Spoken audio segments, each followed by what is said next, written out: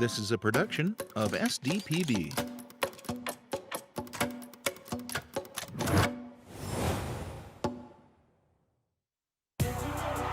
Touchdown! This is for a state championship. Oh, drop kick, and it's good. There's going to be some highlights coming off of this. The short-range jumper.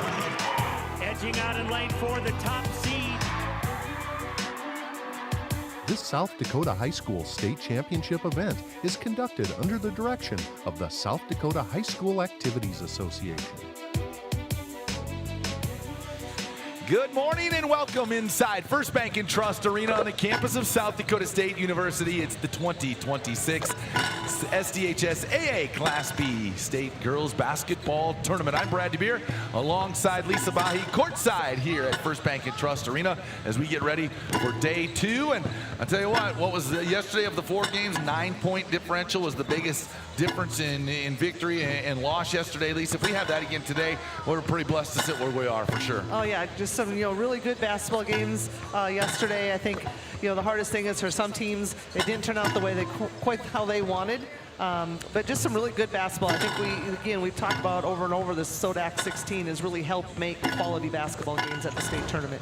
Well, we talked about the first round. It's this round and tomorrow that you still see great quality games in the afternoon. Here are those matchups for today, consolation semifinals. This first one, Coleman-Egan, the Hawks, and Lyman. Coleman-Egan 22-2, Lyman 21-3, and then it'll be Centerville and Bennett County at about 12:45 or so here in our second one. Sets up our championship semifinals. Man, a Friday night in the First Bank & Trust Arena. What a night is going to be. Corsica Stickney, the Jaguars, and Ethan to open it up at 5. Parkston and Harding County at 6:45 to see who has a right to play for the Class B state title. Let's take a look at these teams in this matchup today. Start first with our visitors on the scoreboard, the number 5 seed, Coleman-Egan Hawks. Again, 22-2 now on the year out of Coleman. Moody County, Josh Flatten, the head coach. 62 students, grades 9 through 11, black and gold, their colors. Their school song is the Victors. Take a look at how they got here. A win over Howard, a win over Chester. That was a revenge win, or an avenged loss, if you will. And then the win over Warner, a 5-point victory in that SODAC 16. And then the 9-point loss to Ethan yesterday, 51-42, setting up this matchup with the Raiders of Lyman. Brindley Landis, the 5'8 senior, look for her to come out and be very aggressive today. Didn't get a lot of shot opportunities yesterday because of that defense, but we'll talk about that in a moment. Jolie Flatten, the 5'8 freshman, Quinn Meyer, 5'6 junior, Macy Volker, a 5'7 sophomore, and Maya Reef, the 6-foot freshman. A leader like she is, Lisa, she's itching to get back out here today and prove that yesterday was just good defense and not much she could do about it. Right, she ended, averages 20 points a game, but it ended with 6 yesterday. Probably a little frustrated on the offensive output, but credit the defense that she faced. And, she fulfilled her role, though, yesterday. She did all the other things that you need a player to do. She didn't disappear and pout and not have excitement out there. Yeah. She still led her team. Yeah, for sure. Good luck, guys. Have a good one. Here we go. Let's take a look at Lyman. They'll be in this first matchup. The home team out of Presho, Cody Volmer, 63 the enrollment. Thank you, Mr. Jorgensen. And we take a look at how they got here. The Raiders beat Kimball Whitelake, beat Burke, beat McIntosh. And then that loss yesterday, 65-56. We had a great talk with Cody Volmer before the game, before things got started here today. He gave us a little insight of his thought process. It's interesting to hear what his thoughts were compared to, of course, Coach Stig had to show up and enlighten him, and it kind of changed his mindset. We'll talk about that as we get going. Finally, take a look at how they're going to start it. Bree Smart, the 5'8 sophomore, Kenzie Wagner, the 5'9 junior, Jordan Scott, the 5'11 sophomore, Brooke Montgomery, the 5'5 junior, and Max Scott, the 6-foot senior, over 2,000 points scored in her career. Coach Stig just pops up out of nowhere, sees Cody outside the locker room, has some words of wisdom. Yeah, sometimes as a coach, you're ready to go in and you have something planned, and for some divine reason, Coach Stig pops in and is like, gives him some words of advice. He said it really changed how he approached them in the locker room. They need you now more than ever, he said to him. So let's turn it over to Al Bahi. Good morning, basketball. basketball fans. Welcome to Brookings and welcome back inside First Bank and Trust Arena. The South Dakota High School Activities Association, along with its corporate partners, Sanford Health, Dakota Bank, Farmers Union Insurance, Billion Automotive, and the South Dakota Army National Guard welcome you to this consolation round of the State Class B Girls High School Basketball Tournament. Our first game today will feature the visitors on the scoreboard, the Hawks of Coleman Egan High School, against the home team on the scoreboard, the Raiders of Lyman County High School.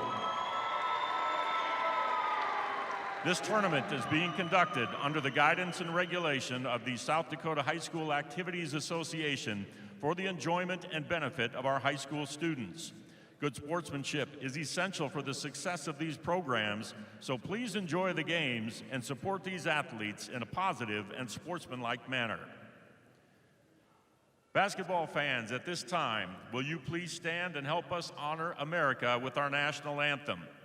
We remind you that proper respect is to face the flag, remove your hat or cap, and stand at attention with your right hand over your heart. Veterans and active duty military not in uniform may also salute the flag. Ladies and gentlemen, our national anthem. Oh, say can you see by the dawn's early light what so proudly we hailed at the twilight's last gleaming, whose broad stripes and bright stars through the perilous fight o'er the ramparts we watched were so gallantly streaming, and the rocket's red glare, the bombs bursting in air, gave proof through the night that our flag was still there. Oh, say does that star-spangled banner yet wave o'er the land of the free and the home of the brave?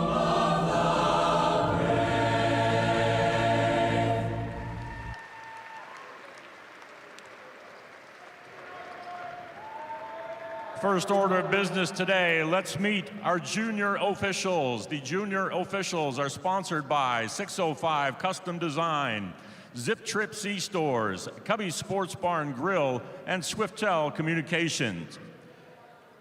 This morning, I should say, our junior official from Coleman Egan is Payson Lee.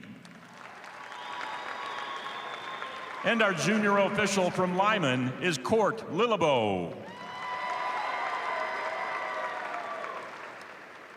Now let's meet the starting lineups for today's contest. We will introduce players in alternating fashion. For the visiting Coleman Egan Hawks, starting at a guard, a 5'8" senior, number 4, Brindley Landis. Starting for Lyman, a 5'8" sophomore guard, number 1, Bree Smart.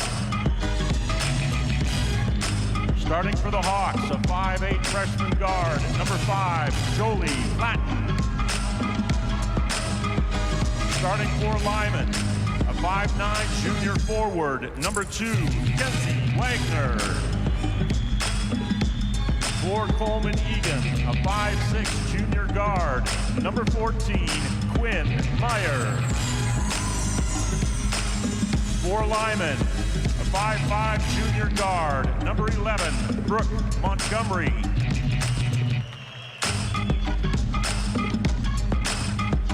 Starting for Coleman Egan, a 5'7" sophomore forward, number 21, Macy Volker. Starting for Lyman, a 5'11" sophomore guard, number 3, Jordan Scott. At forward for Coleman Egan, a 6-foot freshman, number 30, Maya Reese. And at forward for Lyman, a 6-foot senior, number 21, Max Scott. Assistant coaches for Coleman Egan are Cade Baylor and Josh LeBrun. Assistant coach for the Lyman Raiders, Brooke Scott. Coleman Egan Hawks head coach, Josh Flatten. Lyman Raiders head coach, Cody Ballmer. The officials for today's game, referee Gayla Blackhorn, umpire Brent Maresca, umpire Brett Buck, and the alternate is Jordan Munch. Today's lineups are brought to you by Channel C. Hawks fans, are you ready? Raiders fans, are you ready? Today's fan section is brought to you by the University of South Dakota. And we're ready for basketball. Maya Reef and Max Scott to tip it up.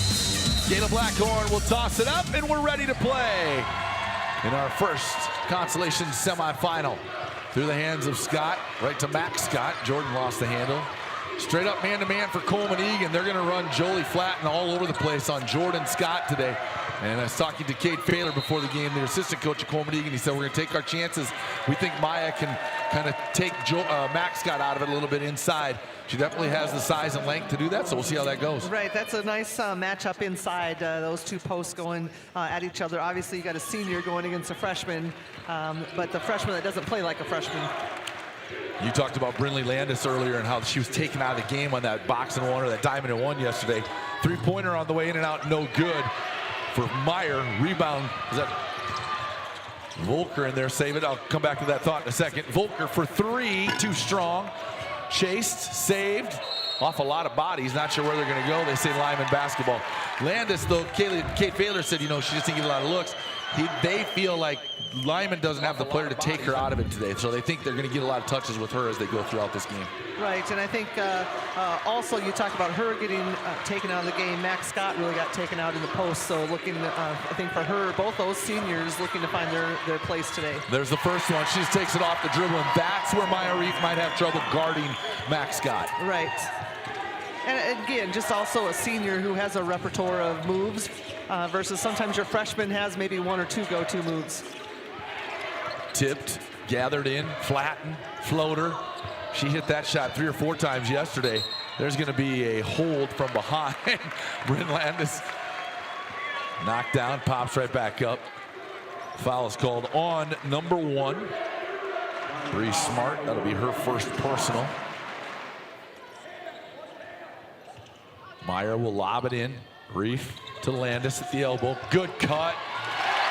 Off the screen, and Flatten lays it up and in. 2-2 our score.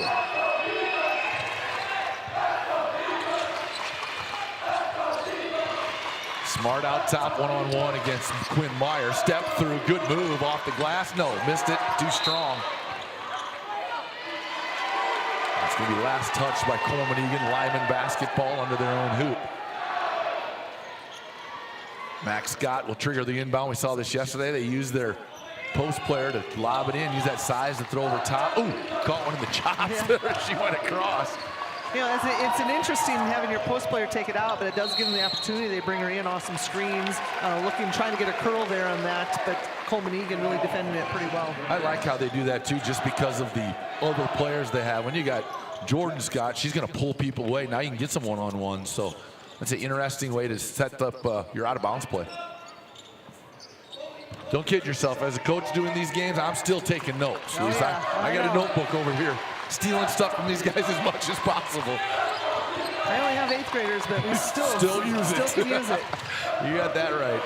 Max got out top. 15 on the shot clock. Bree Smart guarded there by Quinn Meyer.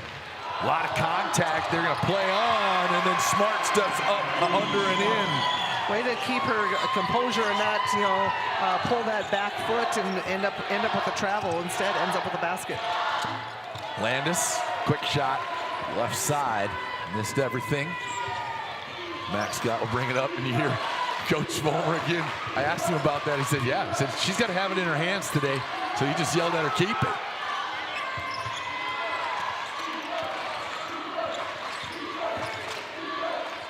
Too strong. Off and running Quinn Meyer. Here she comes one-on-one. No, one-on-4. Pull it. Missed it. Here comes Max Scott with the rebound. Matt, the 6-foot post player. Point post here in this tournament we've seen. If you have a post that can bring it up, it's a nice change-up. It gives your guards a little break. Sometimes when the guards have to do that over and over and they're facing the defensive pressure, it can wear on them mentally. She just took like 3 steps backwards. She kind of got away with one there. That was interesting. Foul on the play. Maya Reef going to pick up the foul. We're going to go to our media timeout.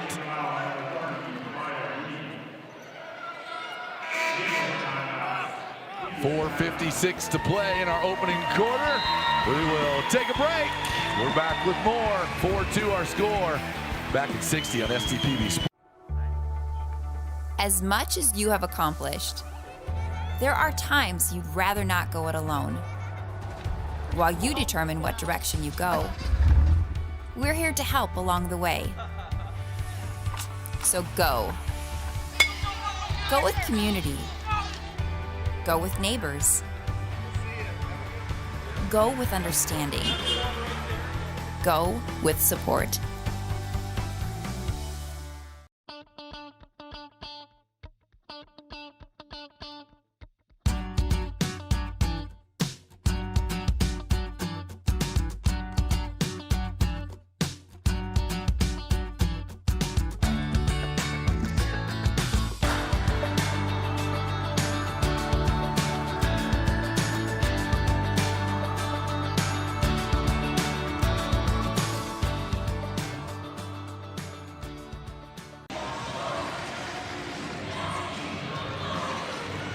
And back inside, First Bank and Trust Arena.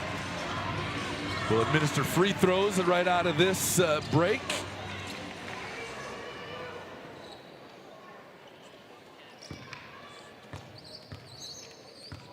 Max Scott at the free throw line for the first one. Makes good.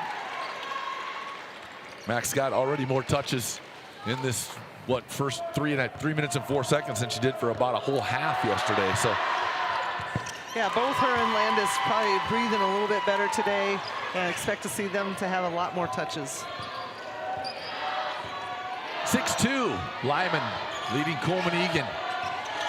First of 2 consolation round semifinals. Flatten, kick it out to Reef. Reef will swing it around. Landis one-on-one against Bree Smart in the paint. The future Dordt defender will kick it out. Reef for 3 from the top. Got it. Maya Reef knocks down the triple. That was a much-needed basket for Coleman Egan, only shooting 17% in those first few minutes.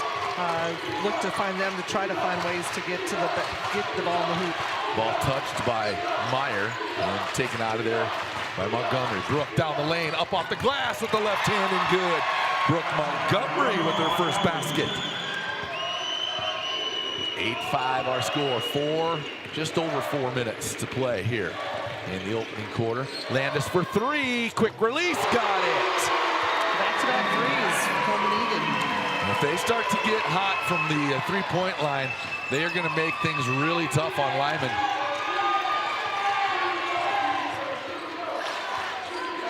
Jordan Scott will pull the 3. She hit those yesterday. Today, leaving it short a couple of times. Landis on the run, right sideline. Yeah, neither of these teams sub a whole lot. Makes the game go pretty fast. You don't have a lot of new people coming in and out. Takeaway by the Raiders. Max Scott down the lane. She'll kick it corner. Bree Smart back into Scott. Great job of repositioning. Up off the glass, right hand and good. Yeah, that's one thing she does really well is gets the ball high off the glass. I just think you have so much more success if you can get that off the backboard and control your shot a little bit more. Young post players too, you saw. She threw it out because she didn't have anything. Then she repositioned and got it back. Right. Extra work. And did a good job of reestablishing herself. Sometimes they kick it out and they don't reestablish. They're moving on to the other play when a lot of times that's the best time to go right back in. Here you'll see this block, or this foul, I should say, as Scott picks up her first personal. Good job with her arms, but kind of slid into her, underneath her, and flattened so quick. Another 400-meter star, Class B. First one is up and good.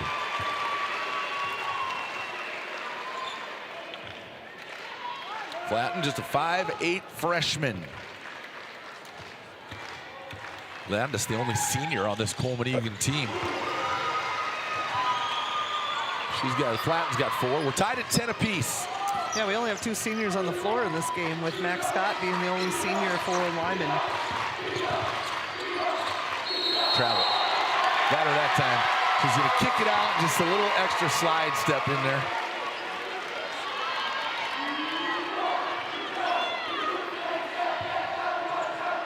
Mac really looks like Mom, the assistant coach. Just looks a lot like her, doesn't she?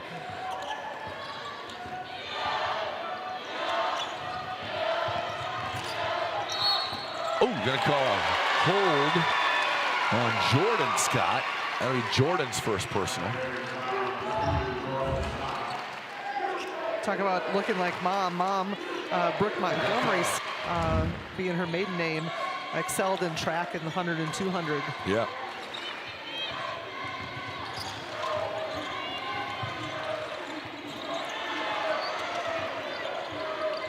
Landis way out top. Down the lane, in traffic, off the glass. No good. Body foul going to be called against Bree Smart. I believe that'll be her second personal, if that's who they go on. That is Smart with her second personal. Tough guard one-on-one. Landis so strong. So strong, and when she makes up her mind, she's going to the hoop. She's going to the hoop. Landis has 4 on that made free throw. Coleman Egan 3 for 3 from the free throw line here early on. Second one on the way. No good, too strong. Long down court pass to Bree Smart. Touchdown in the corner. Bree Smart finishes it off with a field goal. Not sure if Lyman has a softball team, but that was a nice pass. Length of the court. Putting her under center in the fall, maybe. Blocks that one out of bounds from behind. First substitution in the game. Number 22, Ella Ehlers. Bree Smart did a great job. She was kind of hanging out at half court. I kind of even lost track of where she had gone.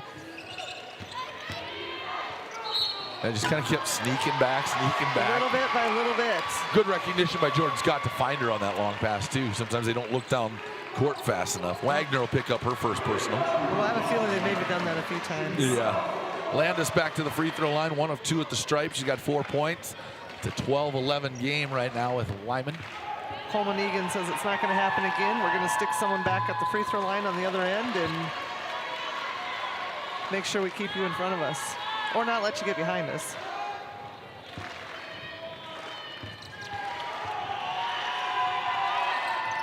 Second one is good. 2 for 4, 5 points, and we're tied at 12. Scott way out high, loses the handle. We're gonna see, I don't think that was touched. I think they're gonna talk a little bit. Good conversation. See if we can see here on the. Yep. She just kind of dribbled it right out of bounds. Just kind of lost her footing, and when she went down, the ball just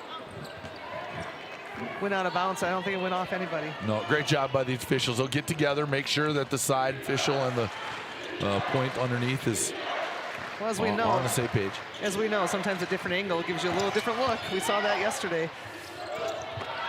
Reef with the putback and the foul. Count the basket.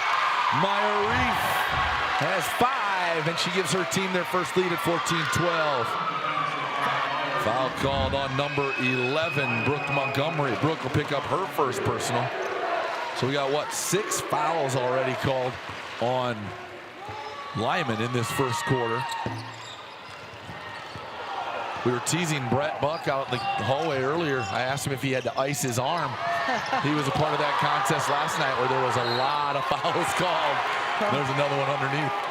So I remember Brett Buck from back when I used to play, which is a long time ago. So I saw him having to do a few extra stretches out here, have him do the light game, and then the late game, and then come around and do the first game today. A funny thing he does a lot of our games up at Dubrook where we see him on the road, but he was doing a game for us this year, and he kind of tweaked his hamstring. So he finished the game, but it wasn't ready, and he was hobbling a little bit. And then he took another night off when he was supposed to have our game because he wanted to prepare for a postseason. But he said it's feeling better. He would make sure and wraps it. I said, that just means you're getting old, Buck. Yeah, you know that, right? That's a sign, right? He's one of the good ones. I taught with him at Hamlin, taught middle school with him at Hamlin, and he was a math teacher up there at HEC. Yeah, we had him a lot on the road in the ESD and then, ESD, and then also just being in Royal Lake. Foul on Coleman Egan. Foul called on Anya Hemmer, who checked in. I did not see her check in, okay. We did not see Anya yesterday at all, I don't believe. Well, no, we didn't. Coleman didn't sub yesterday, did they? Yeah, they did not sub.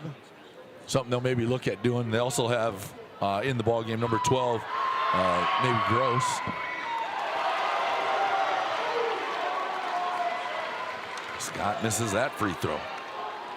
Well, Lyman's got Allers in the game, just talking a little bit with Coach Vollmer, getting some pointers on what he wanted her to do. It had been a little while since Lyman had found a bucket, so a couple minutes scoreless there. Free throw line was not kind to them. They went 1 of 2 that trip, though. 14-13 Coleman Egan. Landis off the dribble. In traffic, off the glass, got it. Good decision to go back that direction, use that right hand. She thought about spinning middle, but there's about 3 white jerseys waiting for her. Yeah, and not having a real size advantage against those white jerseys.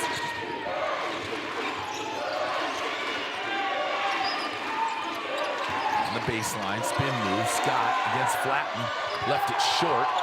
Rebound, kicked out top. Ehlers will shoot it, 3 on the way, no. Then she gets her own rebound after 2 Coleman Egan ladies run into each other. Another travel. A little anxious with the feet down there on the block. Yeah, I couldn't see the feet, so looked like she was making a good move, but must have shuffled the 1 foot. Yeah, didn't dribble, just picked up that left foot and then stepped with her right.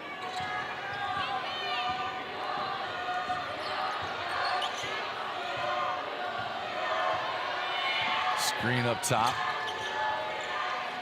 Landis for 3, got it from the corner.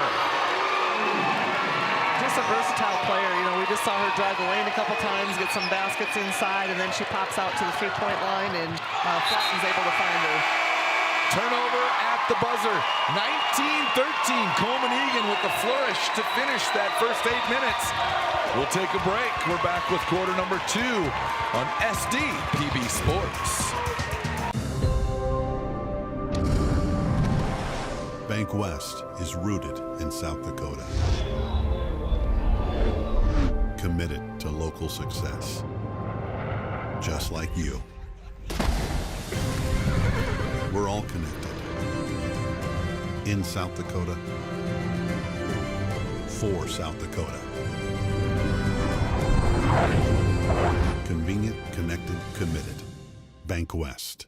Reading opens every door to learning, opportunity, and understanding. The South Dakota Department of Education is strengthening literacy outcomes for students across our state, helping educators connect classroom instruction to the science of how children learn to read and write. Through professional support and shared resources, schools are building strong foundation in literacy for every learner. South Dakota Department of Education, learning, leadership, service.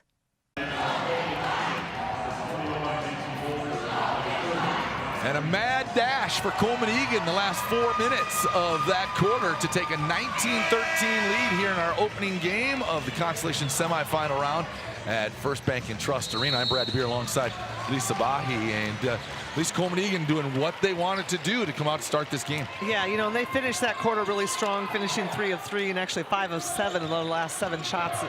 Just shooting very well, making smart shots. The first 3 minutes, mind you, they only shot 17%. Good move by Landis, but Max got that long reach, just able to get enough of that basketball to cause the miss. 3 on the way, no good, left it short. Montgomery will come out with it. The 6-footer and the 5'11" girl are 24 feet away, and they're letting the guards go to work on the glass right now for Lyman. Quinn Meyer the other way, showing some of her quickness. Flatten, long three, straight on, no good. And that'll go out of bounds, no touch off the rim. It'll be Lyman basketball.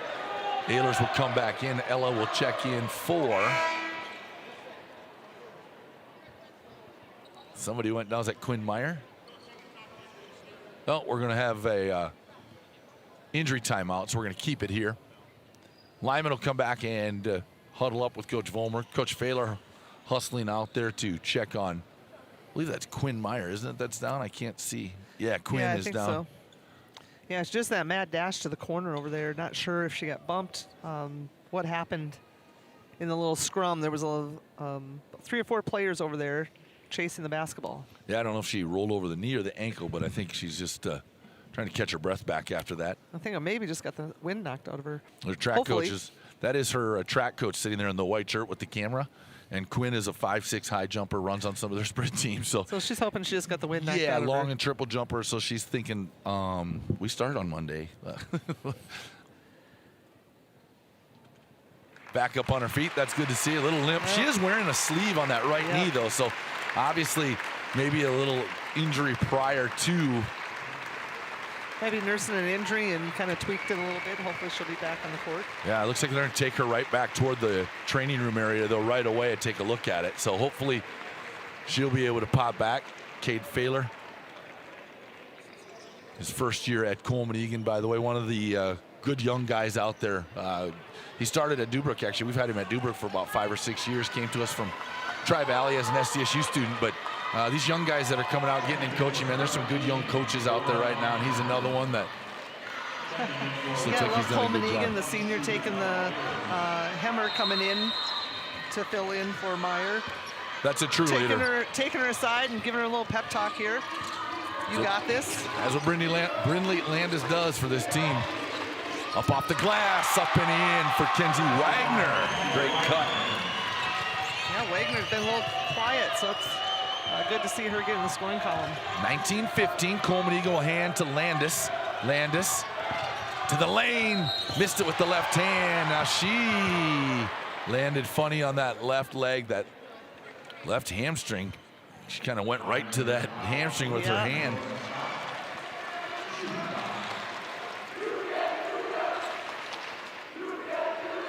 Foul was called. Guessing they might have a few more ice baths in track practice next week for some of these Coleman Egan athletes. They're coming in, they're in pretty good shape of getting up and down. Might be able to take a day off. Might be able They might get a day off to kind of let their bodies just rest for a second. Well, and who knows? They may not have any school on Monday. That's true, too. So. Don't start that rumor. Oh, my gosh. We'll hear. That's all I'll hear. Landis makes both free throws. 21-15. Max Scott down inside to Sister Jordan. Back to Mac. Mac off the dribble with the left hand. Backdoor cut. She left it short. Landis takes it away. Landis and Hemmer will run out. Landis pull up from the left elbow. Too strong. Rebound Scott. Mac will control, give it up to Jordan, and Lyman will reset. That was a great pass down here. Mac trying to make, just didn't give enough air to get up over the defense. Let her get underneath that. Lyman does a good job, though, of not trying to get out in a running game that they don't want to be in. They stop, slow things down, let everybody get back, then get in their set offensively. They're going to say it was touched by Coleman Egan. Yeah, I think that's a good call. There were some hands in there. It looked like it got deflected, so. There's a good look at the senior Max Scott, taking it out on the baseline. Over 2,000 points in her career. All-time leading scorer, rebounder, assists, and steals leader at Lyman. And an offensive foul, that's a moving screen. Bree Smart picks up her third personal. You see the frustration on her face. Tough spot for her. She's got 3 fouls, and she's got to guard Coleman Egan's best player right now. So what do you do if you're Coach Vollmer? I guess you sub right away. You get Montgomery back in. Give her a little break here. Still got 6 minutes left in this second quarter. It's hard. You don't want them to sit for 6 minutes, and then you got halftime. Try to get them back on the floor. So maybe we'll get to see her again. That's that. When do you do it? You need her on offense. Right. Give her a break on defense. You go offense for defense early, or do you just try to ride it out, see how it plays out? She's their third leading scorer, 11.1 points per game, 3.9 rebounds, a couple of assists per Trying contest. to mop up some, I think, perspiration on the floor. Got a round of applause from the, guessing the Coleman Egan students. As a SDSU grad, you pulled a little weight yesterday, got the ball girls some chairs. Good work on that, by the way. Well, some of my former 8th graders, you know, out here working, and kind of felt bad. They were sitting on the floor the whole day. There's a foul on the dribble drive. I know, on the floor. I wouldn't be getting up to be able to get up. Second foul on Brooke Montgomery. So 3 for Smart, 2 for Jordan Scott, 2 for Brooke Montgomery, and then Wagner and Max Scott each have a foul. Nice play. Oldest play in basketball, just took a little while to set up. They got it. Screen the screener. A little more open than maybe she thought.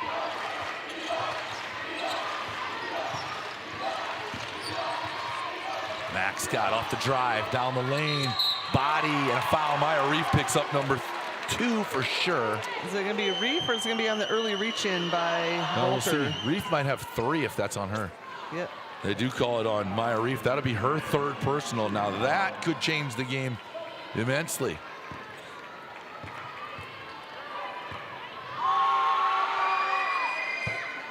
Max Scott makes good on the first one. And Reef will come out, in will come. Gross. Yeah, maybe Gross.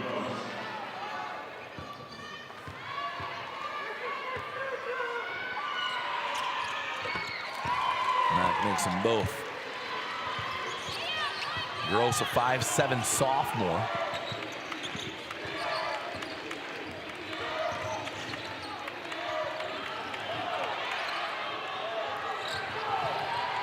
Flatten comes away with it. Trapped on the baseline. Double team, triple teamed at one time, throws it away. Here comes Lyman on the run out. Jordan Scott, left hand, left it short. She struggled today offensively for Lyman. Yesterday, that first half, man, everything she threw up found its way home. 21-17, just over 5 to play in our second quarter. Landis, right baseline. Step back, flat, short, rebound, Scott. They look to run a little bit this time. They've got numbers. Scott will lead the break, rim to rim, left it short, rebound. Bodies hit the floor, and Landis comes away with it. Yeah, I think that was a non-contact body hitting the floor. Just trying to reach the basketball, tip it back to her own player. Landis for 3, left it short. A lot of tired bodies out there. Now we're gonna have a held ball, and with that held ball, we're gonna go to our media timeout. We'll get it whistled. 21-17, Coleman Egan. We'll take a break. We're back with more on SDPB Sports. Powering the possibilities of tomorrow starts today. For our homes, our farms, our businesses.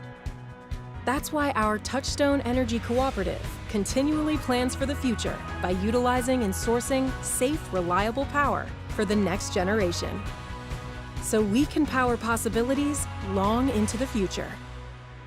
Touchstone Energy Cooperatives, powering possibilities. What does primary care mean to us? At Sanford Health, it means being there when and where you need it most. It means building a relationship, because when a provider really knows you, they can deliver the best care for every aspect of your health and your life. So what does primary care mean for you? It means understanding your health for today and for where you're headed next. It means a lifetime of care for a lifetime of you. We're back inside First Bank and Trust Arena. Courtside, I'm Brad DeBeer alongside Lisa Bahi. And Lisa, when you see this lineup right now in Coleman Egan, way smaller lineup when you take Maya Reef off the floor. What do you expect Lyman to come out of this timeout looking to do here the next few possessions? Well, I'm gonna guess offensively, I think they're gonna try to continue to drive the lane. They just don't have the height. But I think on the defensive end, we saw it a little bit when Reef went out, that they looked to maybe trap a little more. They were extending that pressure a little bit, not having to worry maybe about the post in the inside presence. Lyman running around as Landis has to go guard Max Scott. She ends up guarding a post player a lot of time on this team. Scott step through and good. I think that foul is going to be on the backside though on Volker. Nope, yeah, it is on 21, Macy Volker. Kind of surprised they didn't drop Mac down with the height advantage that she has, get her with her back to the basket for a little bit. Might open up the outside presence for their perimeter shooters too. And you can tell from the beginning of this game, they wanted her to handle it against Reef. Now you got to try to make that adjustment mid-game. We talked about that too. How do you make that adjustment as you've talked about everything so long? Right. And now she's got Landis on her. If she's got a height advantage, get her inside and have her score with her back to the basket. Landis thought about the three against Montgomery. Has it tipped away by Scott. Scott loses the handle and a push. They call the push. I think she actually tripped her. Inadvertent, but wrong place, wrong time. Foul is called on Brinley Landis. It's her first. Good to see Quinn Meyer back on the floor for Coleman Egan.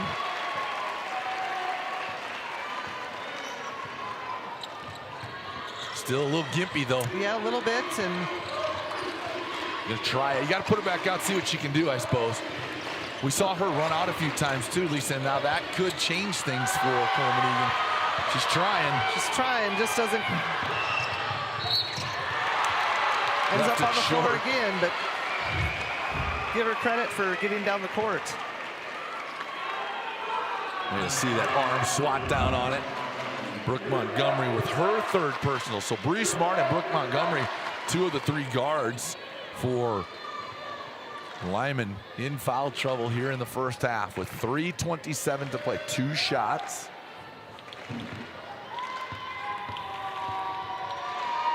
Meyer, first one too strong.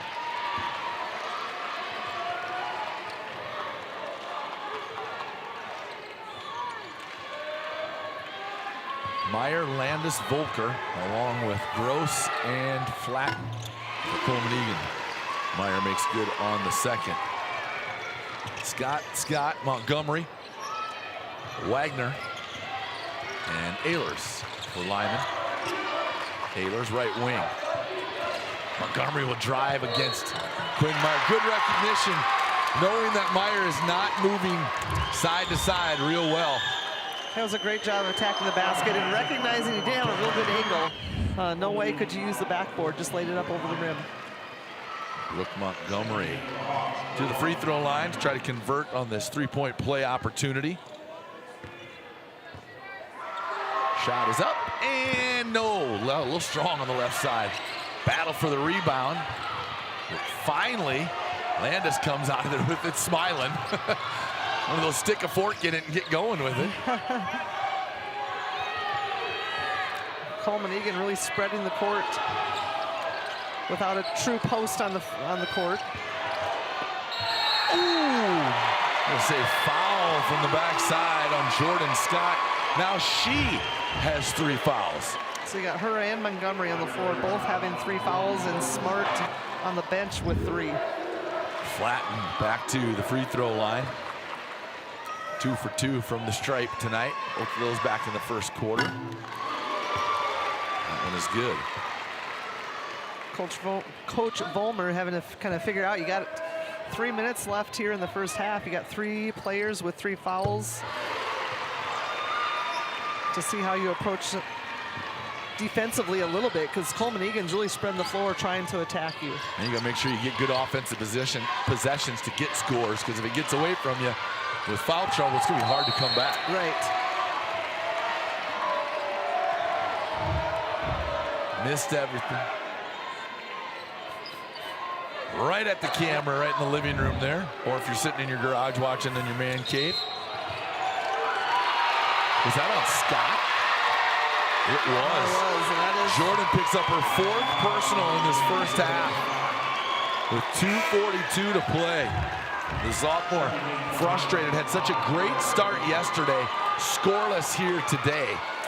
bringing Claire Griffith 5'7" sophomore guard. Her first minutes in this state tournament. I don't believe she got in yesterday either.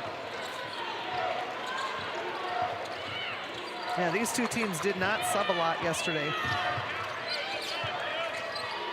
Landis send it out, Flatten. Flatten past Griffith, left it short. Scott comes away with it. Looked like the ball just kind of rolled, got a little flat on the palm of her hand, wasn't able to get that shot up and over the rim. Griffith tried to fire it into Ehlers. That's not travel. Everybody wants travel. She can go to her knee. She never moved. That's not travel. Flatten for three. Got it!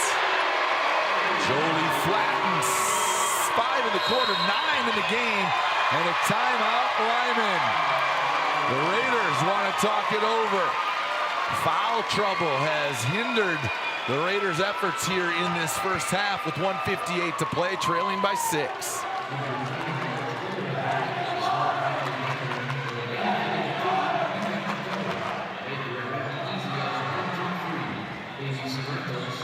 Follow SDPB Sports on your mobile device all season long. Check us out on Facebook, Twitter, and Instagram. Be sure to browse all the action and award-winning photos by searching SDPB on Flickr. Tell us where you're watching from, read some of the great stories, and enjoy videos featuring the teams, the kids, and of course the coaches of South Dakota. Tales from the Hardwood, part of those stories that are being told. They are out there. You can find that. Nate Weck and the crew did such a great job with those stories. Just fun to watch those as they came out here, I guess about 2 weeks ago, week and a half, whatever it was, when they first burst on the scene. Always great stuff around South Dakota history of basketball. It is, and it's always fun to see those little clips about players that you don't always get to hear about. You don't hear kind of the inside scoop sometimes. Yeah, we always hear the headlines and the kids that are putting points up or had a great game or whatever, but a lot of behind-the-scenes stuff that happens, isn't there, in this game? There is, and just the connections, the small communities, what these kids and these teams mean to those communities. We're talking a little bit with Wayne Carney before we started today, and just how these teams are the pride of their community.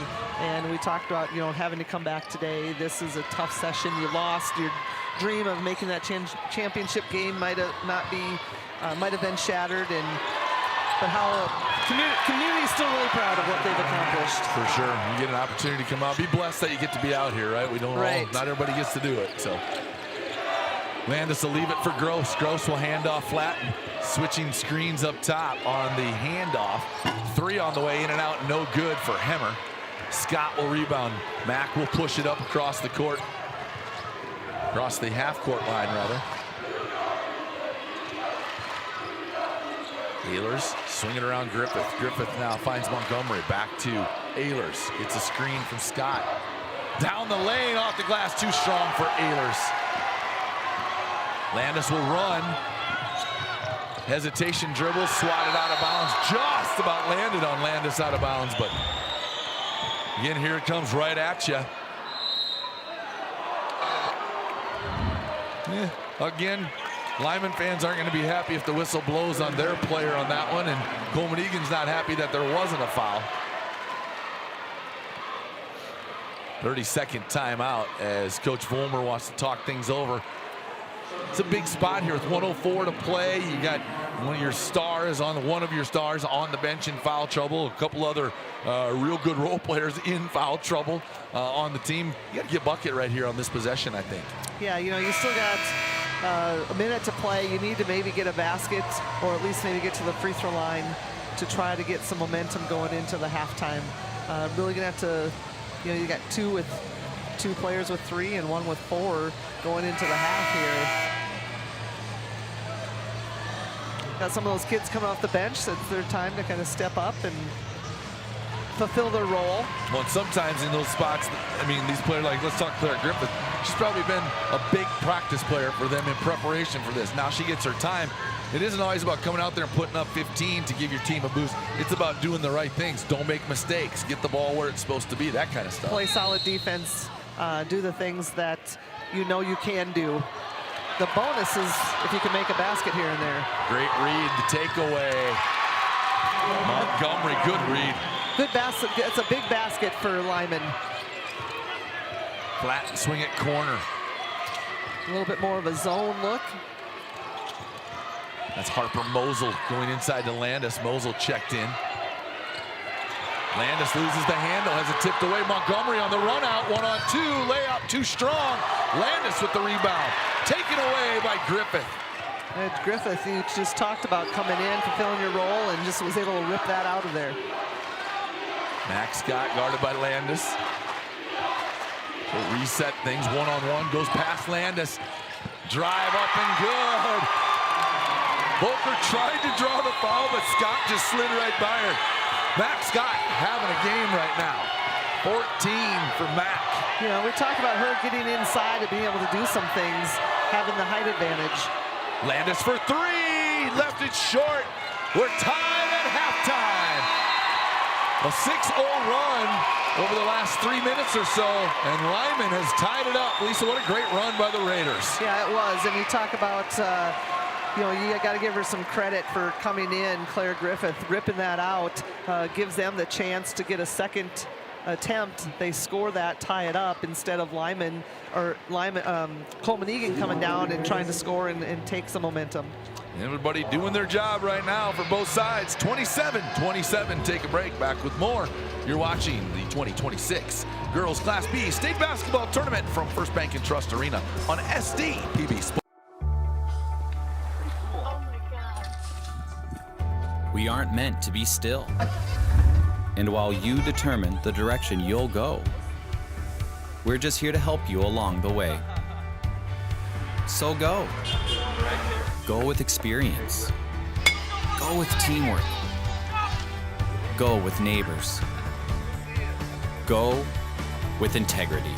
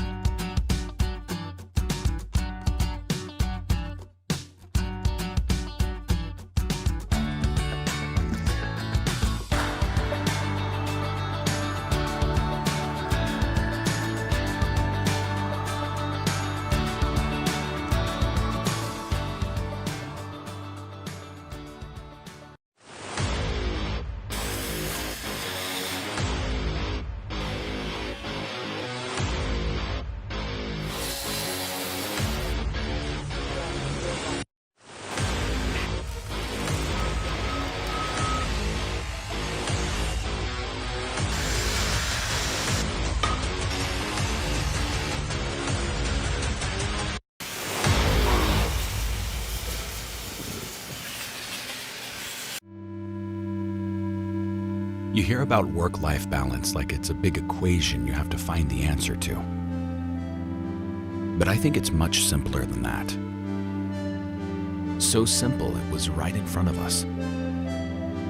Start with the life you want, and everything else will follow.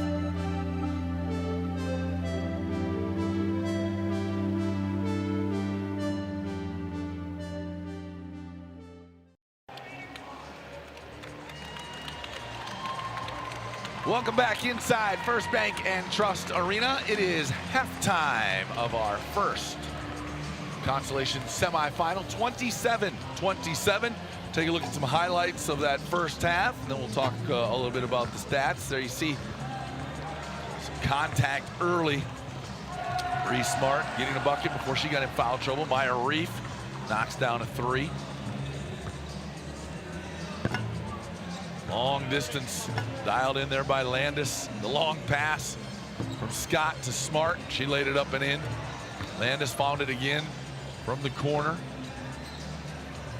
Left hand from Max Scott. She really turned it up here in this first half with, what, 14 points in that first half. And just, you can see she played a little more inspired. Right, she's a little senior. Didn't have the game maybe she wanted yesterday, but and also Reef going out for Coleman Egan with those 3 fouls is giving her a little bit more of an advantage on the inside.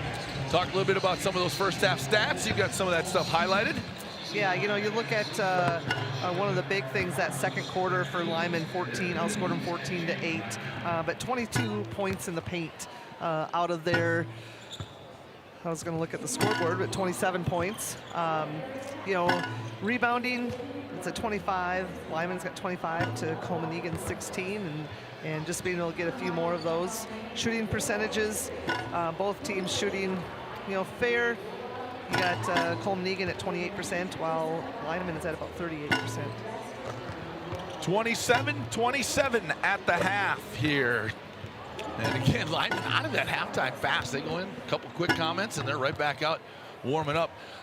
There's a birthday. She's on the Coleman Egan squad. We'll try to get a shot of her. Number 24, she hasn't played yet, but Rylan Miner having a birthday today. Someone sent me a text, so we wish Rylan a happy birthday here today on the second day of the state B tournament.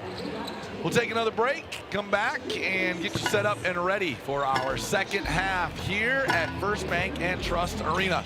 Setting up to be a good one in our consolation semifinals. Lyman and Coleman tied at 27 on SD.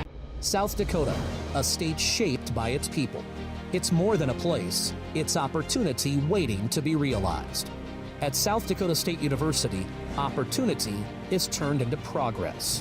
Through research, education, and a community that inspires, SDSU drives the future of this state. We're not just here, we're taking action with purpose, trust, and impact. This is SD State. Our Peterson Farm Seed Reps, real-life seed heroes, well, they've been known to go the extra mile, literally thousands of extra miles every year. And when they're not driving gravel roads, they're out walking fields and sampling soil. When time is the enemy, they're there to save what's left of the day. Are all Peterson Farm Seed Reps seed heroes? I guess that's a yes. Peterson Farm Seed, we're that kind of seed company. For your little ones and your biggest joys, or your forever friends and your fur kids too. For your better half or your all-time bestie. For the reasons you smile, there's coverage. With dental and vision insurance from Delta Dental of South Dakota and Delta Vision. Nothing has embodied the American spirit like the family farmer. Year after year, they continue to work the land and plant their crops. Through droughts, floods, and uncertain markets, they keep that spirit alive with another crop harvested for the next generation. And for that, we tip our hats to them. Farmers Union Insurance, protecting those that protect America's food source.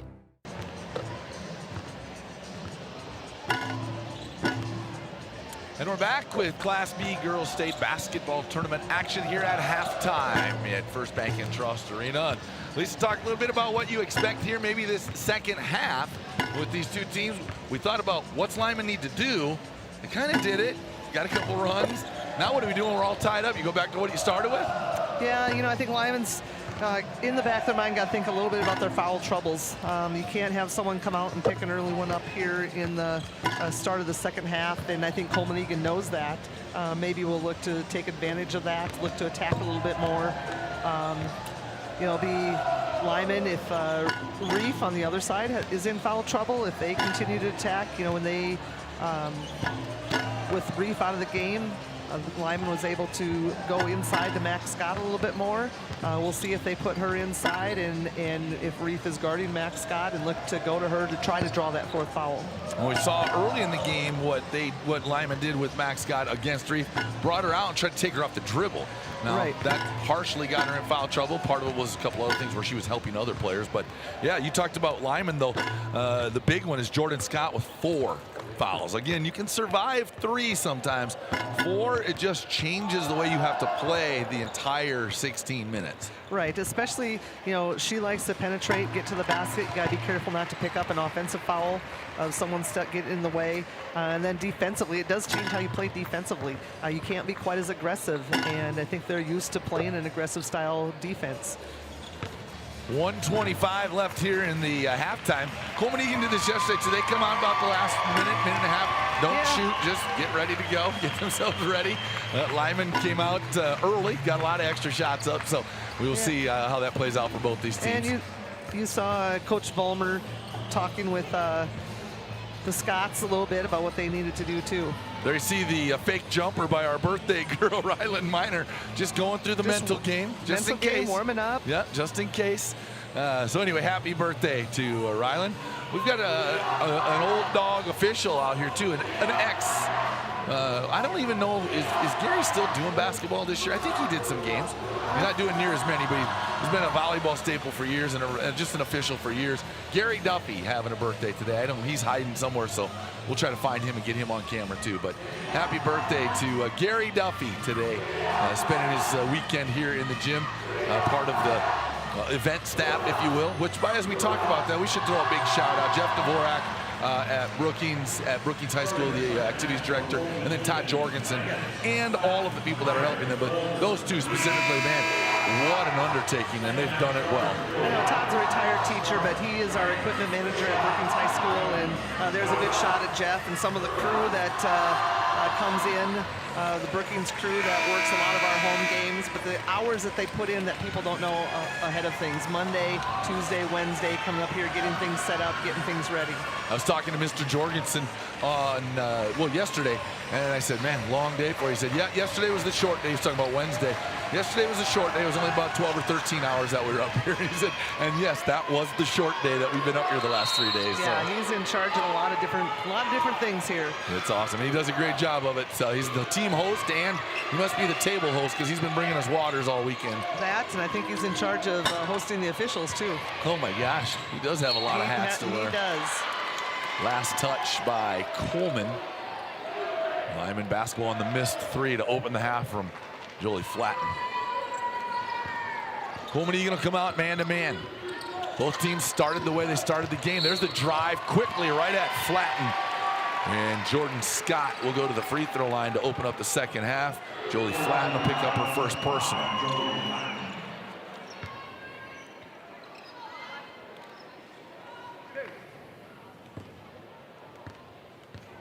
Scott looking for her first point of the game.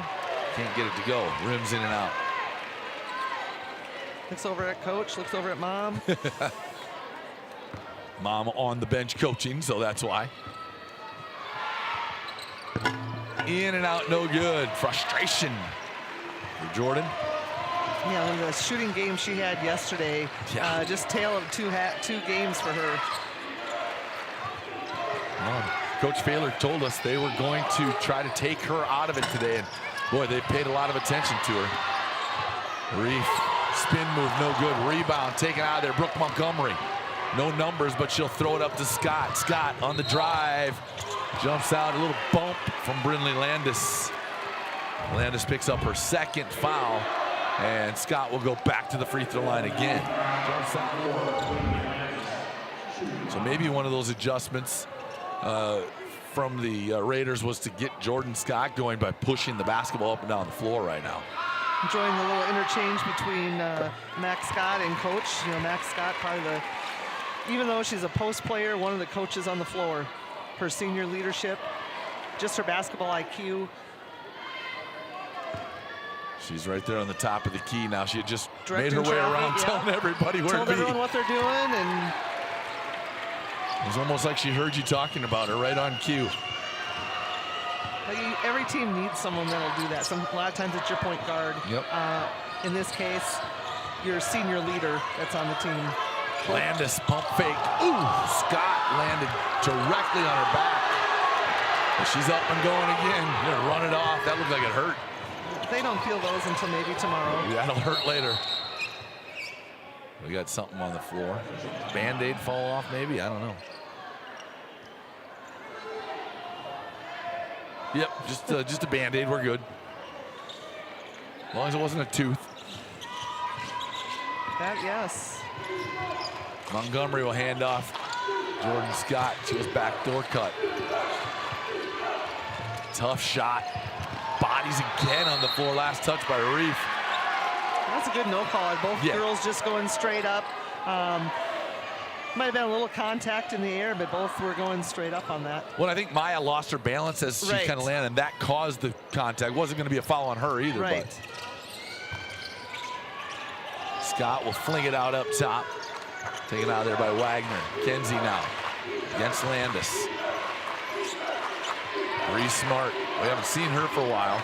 They survived her going to the bench early. Yeah, and she didn't come back out. Nope. Smart one-on-one, reverse layup, left it short, rebound taken out of there by Meyer, who's still a little bit gippy on that right leg. We saw her go down hard in the corner. You see, she's still limping it out a little bit.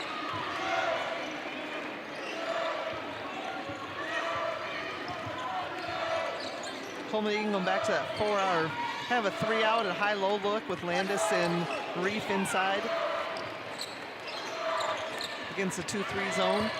Landis, pump fake, step through. No good, taken out. Scott will launch it again. Bree Smart on the run against Flatten. Leaves it across the lane and didn't get it to come back to her teammate. It just kept going and went right out the corner. Not a bad idea. I mean, she drew the defender that just didn't get the pass where it needed to be. Yeah, Flatten was coming fast and she just drew her right to her.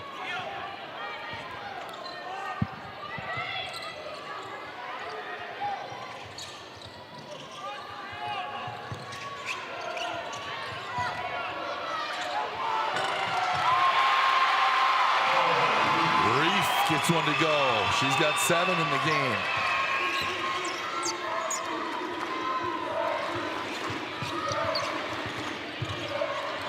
Reef blocks it out of bounds. Good job by Reef, not picking up a foul there. Her having 3. We talked about Scott maybe trying to take her to the basket a little bit and pick up a foul. Yeah, good defense, just standing in there. Off the screen, backside lay-in, Bree Smart. Good find by Max Scott.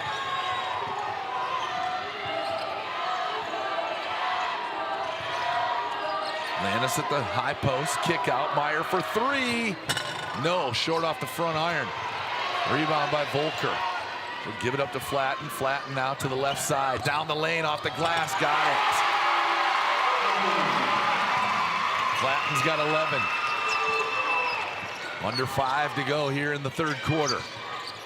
Max Scott inside, Jordan Scott against Jolie, and we will have free throws after the media timeout. We'll come back out to 2 free throws from Jordan Scott when we return. You're watching Class B Girls State Basketball Tournament action on SD. At Southeast Technical College, you won't just study for a career, you'll live it. Training in classrooms that look, feel, and operate just like the real world. Because the best way to do what you learn is to learn by doing. Get your degree, get to work at Southeast Technical College. Creating a legacy means different things to everyone. For us, it's about family, watching my daughter follow in my footsteps, passing the farm onto her, and working side by side every day. It's about building something that lasts. Agtegra Cooperative has been by our side through it all, supporting us from one generation to the next. Agtegra Cooperative, legacy rich, future focused for generations to come. Lake Area Technical College provides hands-on learning and practical experience in real-world environments. Prepare for a career right out of school from the moment you step on campus for an education that can really be put to work. Lake Area Tech is the start of something new.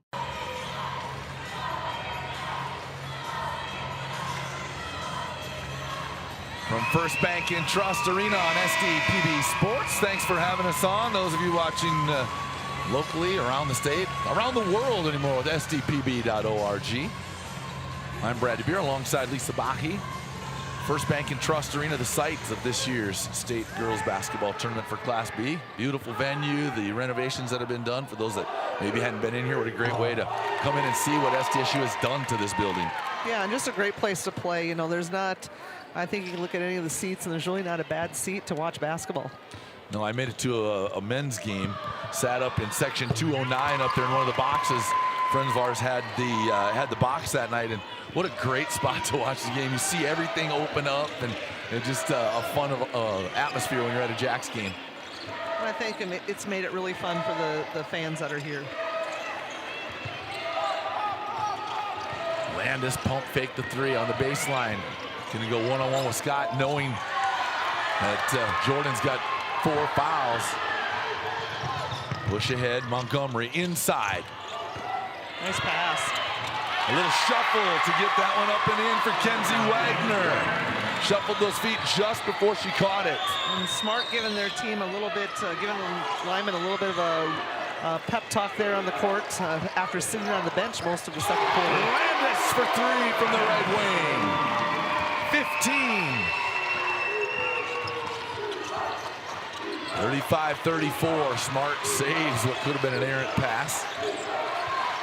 Send it around. Max Scott to the free throw line. Pull-up jumper, too strong. Rebound Landis. Landis will push. Meyer out top, slow it down. Volker, right wing, swing it around. A 2-3 zone for Lyman right now to try to slow the action up and save fouls. Max Scott got popped right in the face. They're running the other way and a foul. No, they'll call travel first. Max Scott still at the other end, got hit right in the nose. I'm not sure Coach Vollmer even knows it yet. He hasn't seen her. Now he did.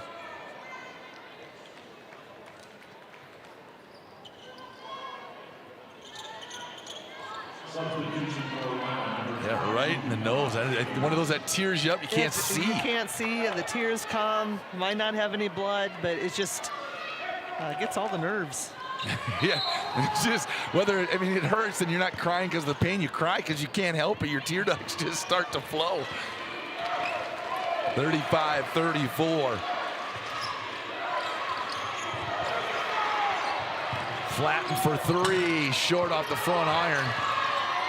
Flip it to Landis, backside. Landis power dribble up and good. There are bodies everywhere. Coach Vollmer wants a timeout to talk it over and get Scott back in the game.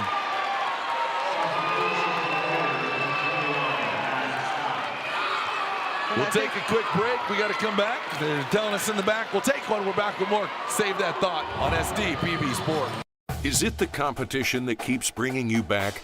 The long-standing rivalries? Or is it seeing friends again and cheering on your favorite team? At First Dakota, we're here for all of it. We appreciate the fans, the players, the coaches and officials, the concessions crew. The shared community experience is part of what makes life here great. And we're here for all of it. See you at the game. Since 1882, we've raised 5 generations of hardworking Americans on this land. Our great-great-grandfather believed in something simple: respect the land and it will provide. Anthem Oats, grown by us, shared with you.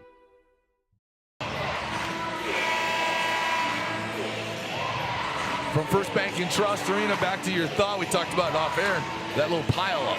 Yeah, you know, you just looked at, there's a body on the floor. Montgomery ended up on the floor kind of back-to-back down there in the same possession. And I think some of the players didn't realize she was on the floor behind him, tripped over him, so he had that kind of a 3-car pile up. Yeah, and Reef came across the lane, bumped into Montgomery. Coach Vollmer wanted a foul call on that, which I couldn't see if there was or wasn't, but regardless, she got knocked to the deck twice in a row.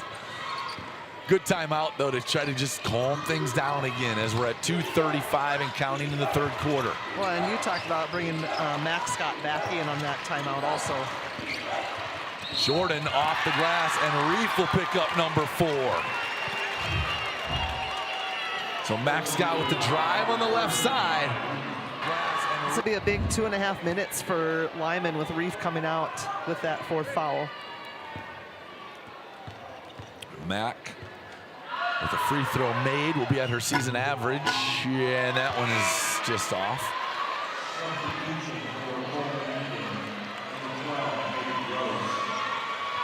Sub coming in the game was Gross. Out goes Reef again, so Coleman Egan gets small again. They do, and I think Lyman probably looking to take advantage of that with Max Scott. Now Landis. Slow it down after the run out. Guarded there by Montgomery. Flatten, guarded by Smart. Back to the zone. I think it's a zone right now. Yeah, it looks like they're playing a zone. Really kind of, they have to extend that because Coleman Egan's got the perimeter shooters. Max Scott up top, Montgomery. Swing it around. Landis takes it away. 3-on-3. Decides to kick it out flat and short. Rebound, Scott. Now Scott all by herself. Just about loses the handle, gets it back, lays it up and in. She was looking around for someone to come running and just about lost it. I think just making sure, Coleman Egan's got some speed, so making sure no one's coming up behind, looking for someone to maybe dump it to. And like you said, almost lost the handle on that. Jolie Flatten was the one I thought she was going to run her down. She kind of let her go. I think she's tired right now. Volker for three. Macy with her first basket of the game, and it's 39-37 Coleman Egan. Big basket for the sophomore. Max Scott in the lane, loses the handle, has it tipped and taken away.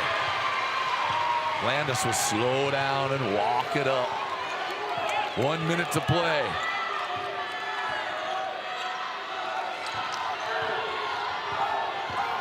Flatten pull up from 16, too strong. Rebound, Max Scott ripped that one out of the air. She's telling her teammates, run, I'm gonna give you the ball for a layup. Teammate looked at her like, I'm tired. I think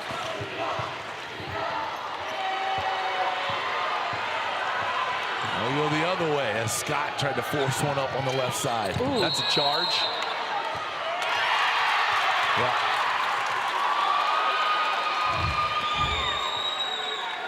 Personal foul number 3, player control foul on Landis. good job by Smart getting down there, getting planted. Yeah, that was a no doubt. You see her standing there waiting that whole time. Yeah, I think one thing we don't see a whole lot anymore is just the pull-up jump shot. Everyone wants to try to get to the rim, where a pull-up jump shot would have prevented that. And a lot of these kids have the athletic ability to knock that down. We talked about that last night in the Harding County game. Camry Patton did that 3 or 4 times, wide open from 14 feet. Take the shot, and you're exactly right. That's a shot you can work on all by yourself in the gym, too. And Scott on the loose ball. It's so hard to defend. Especially with the way everybody plays now, attacking the rim. Flat and quickly the other way, though. Kind of a flurry to finish the third quarter. 41-39. Coleman Egan with a 14-point quarter to lead by 2. We take a break. We're back with more on SDPB Sports. Educators across South Dakota are coming together to elevate, educate, and empower. This June, the Department of Education hosts the South Dakota Literacy Conference in Mitchell, a gathering dedicated to advancing the science of reading and sharing new insights into how students learn, exploring research and real-world strategies for South Dakota educators to move literacy forward for all learners. South Dakota Department of Education, learning, leadership, service. Protecting crops. Agronomy Plus in Mitchell, Rock Creek in Howard, and Valley Station at Armour provide agronomy services, fertilizer products, and crop analysis systems, including Agronomy 365. This system helps manage your field's performance, supporting small-town communities while hiring and training local youth. Agronomy Plus in Mitchell, Rock Creek in Howard, and Valley Station in Armour, serving area producers and their communities. The timeout, 41-39 from the quarter break. We'll have one more media timeout, and Coleman Egan, all 5 timeouts remaining. Lyman down to just 2 timeouts remaining. 13 of 43 is Coleman Egan, 15 of 38 is Lyman. 3-point line, 0 for 6 for Lyman, 6 for 19 for Coleman Egan, hence the 2-point lead. Right, Julius took a lot more shots in that period. And then also just Coleman Egan, you can tell the presence of Reeve getting back in there, 19 points, or excuse me, in the paint points that they were able to get that period compared to the second period. Coleman Egan has only turned it over 6 times in this game as well, half as many as Lyman. Actually, they've got 13 turnovers to the Raiders. Scott, too strong, rebound, backside, taken out of there by Gross.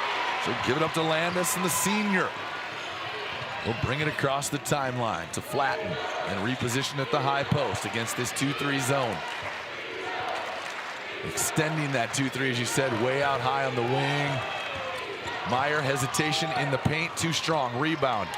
Taken out of there by Wagner. The lead pass on the run out. Brooke Montgomery left it short off the bottom of the rim. Last touch by Coleman Egan. Oh, no, they'll say Lyman was the last to touch it. Scott must have got it underneath. I couldn't see her behind Gross there. It'll be interesting to see how long Coleman Egan can go without Reef on the floor with those 4 fouls. Well, when you're still in the lead, I think you try to survive it as long as possible, right? Get that last 4 minutes if you can. Sometimes you got to learn to play in foul trouble, too. That's just how it is, right?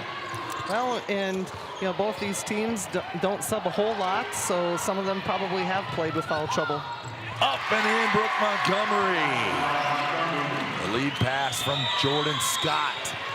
And I think you see it more specifically right now on Flatten, Landis, and Volker. Just their legs aren't what they were in the first half.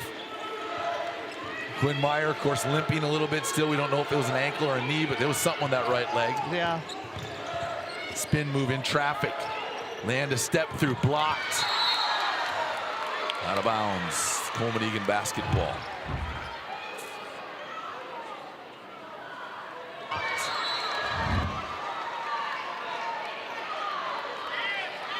Meyer to inbound. Lob it into Flatten. Meyer. Has a touch last by Coleman Egan.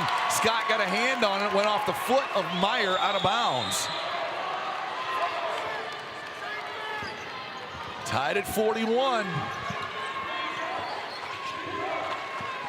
They go 1-4 across the top. Little circle cut out of that screen. Bree Smart comes to get it. 3 on the way, and Jordan Scott. Was that a sigh of relief from that young lady or what? She hits that. Kind of the finally. And finally. First field goal of the game for Scott. She's got 9 points in the game. Flatten in the lane, in and out, no good. Last touch, Coleman Egan. No, they're gonna say a hand by Lyman somehow tipped it out.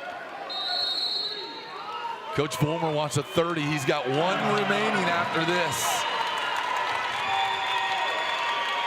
Gonna try to make his run right now with a 3-point lead.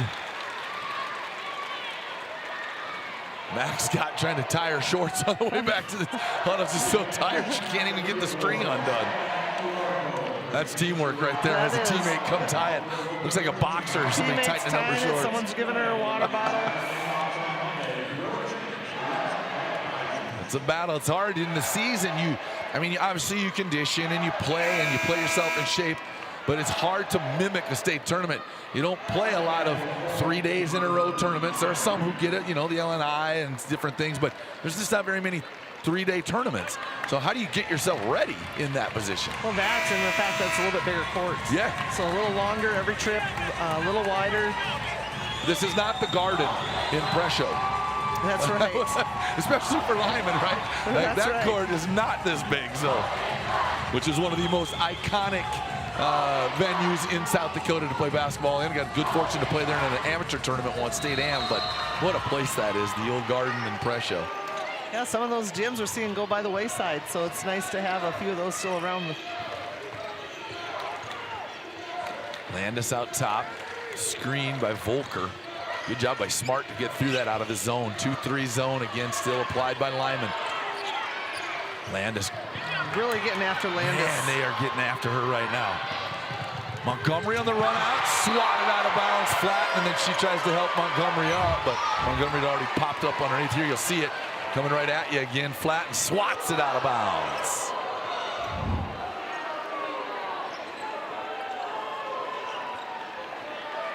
Some of your volleyball skills come in handy there of being able to go up, swap that, and come straight down, not getting into the net or running the player over. Montgomery swing it around. Wagner on the cut. Scott up off the glass, got it, and a foul called on Maya Reef. Reef will pick up her 5th personal with 5:10 to play. And she just came back in. No. And that's hard. I mean, she's a freshman. She's trying to defend. She gets beat. Maybe just let her go, right? Easy for us to say sitting here, but it's one of those situations where as you're a junior or a senior, you'd probably just let her score that so you can stay in the game. We've seen Jordan Scott do that a couple times. You just own up to the fact you got caught up on the screen, no one helping on the screen, because that's a costly foul for Coleman Egan. Scott got knocked to the floor. Coach Moore said, get up. We need you on defense. Lyman with the tip away. They lead by 5. The run out. Jordan Scott will grab it. Baseline. Attack. Lose the handle and bounce it on the baseline. An empty possession that time on a run out opportunity.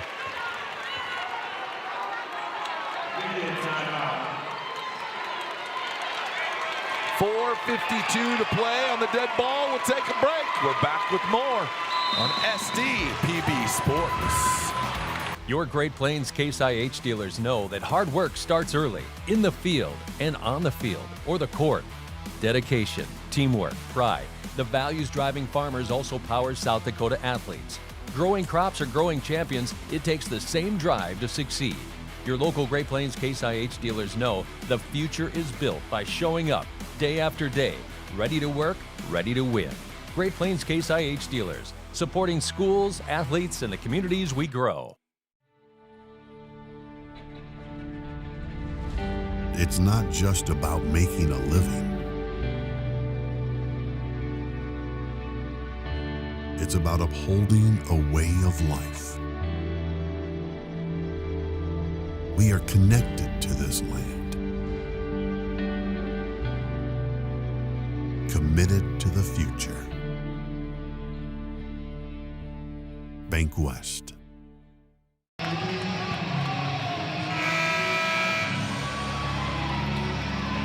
And we are out of the media timeout, ready to go. It'll be Coleman Egan to inbound, length of the floor, here to go. 4:52 to play.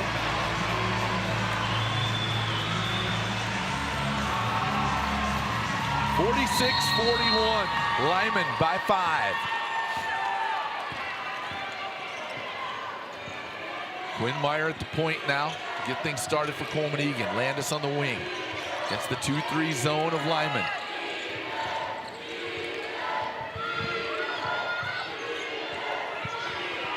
Landis again, 15 on the shot clock. They'll reset. Landis pops out to the wing. 7 on the clock. Flatten on the drive off the glass and good. Flatten really willing these Coleman Egan players into action on that one. You saw her excitement afterwards. Max Scott kind of fading away from the basket on that shot. Looks like Flatten caught one of the chops that time. I think kind of a frustration shot for Brooke, and Flatten got one across the face. Landis, triple team timeout. I was gonna say, Josh has got 5 of them in his pocket down there. He decides to use one. Full timeout. We're gonna keep it here. 46-43. Have you checked in on the other ones? I didn't even look at the other I was games looking, here today. Sioux Valley kind of redeeming themselves yesterday. Struggled with shooting, up 54-40 on Lakota Tech. And then out west, and now we're behind us. Rapid City, Stevens, and T area just getting into the second period, and that's 13-11. Okay. Kind of a low-scoring affair for that one. Again, SDPB 1 TV, where you'll find the AA tournament. SDPB 2 here where we are at with the Class B. And SDPB 3 with the Class A tournament up in Watertown. Everything online, sdpb.org and the YouTube channel. 46-43. The shot of the crowd there. You see some of our young fans getting into it here, trying to help their teams along. That's trying to figure out it. Everybody's a little surprised when they get on camera. They're waiting. We don't have any type of kiss cam or anything like that going on, but everybody's looking around to see who's up on the camera. There's some ball girls, the Dubrook ball girls right there. Chloe and Lakin and Maya getting into the game. Good work on the camera, Christian. I can actually say people's names. Appreciate that. That was awesome. Thank you very much. Out top, Jolie Flatten.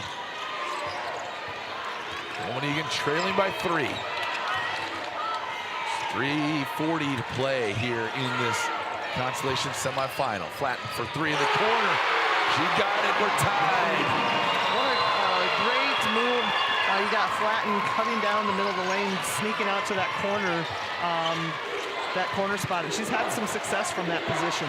Flatten's got 18, Landis 17, and a hold on Flatten. Yeah, with an arm behind her, she hooked her. That'll be her third foul.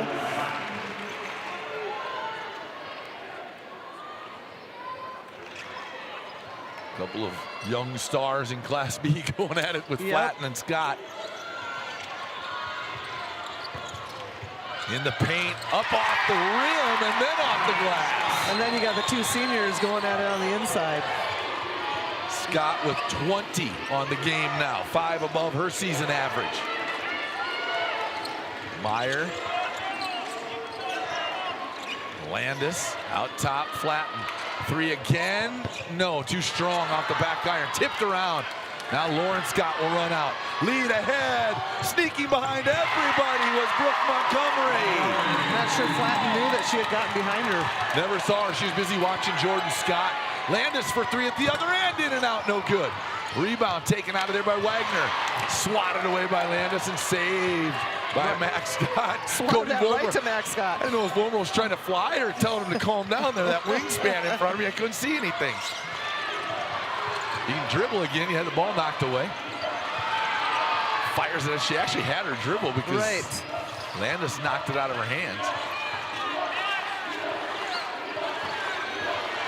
Max Scott on the wing. Leave it. Bree Smart. Long two, no good. Rebound. Gross comes out of there with it. She's done a good job off the bench rebounding. Flatten. And a timeout going to be called. 50-46, 2:03 to play. A full timeout. Dad called the timeout as daughter was about ready to attack on the left wing. They'll have that conversation at the hotel room later tonight. I'm sure. He was calling for it early. They got it way out at the top, but she's done such a great job attacking from the wing and getting some nice layups. Again, as we see teams for our second game showing up and fans, nice little crowd here in this afternoon session at First Bank and Trust Arena. Look forward to some good matchups coming up. There they are, waving away. Now they don't know what to do. Yep, that was it. Those are the ones. Our first game tonight should be a dandy as we get ready for semifinal play. Corsica, Stickney, and Ethan tonight. A couple teams, again, out of the southeast area of the state. I want to say middle of the season, I suppose, yeah, but later in the year.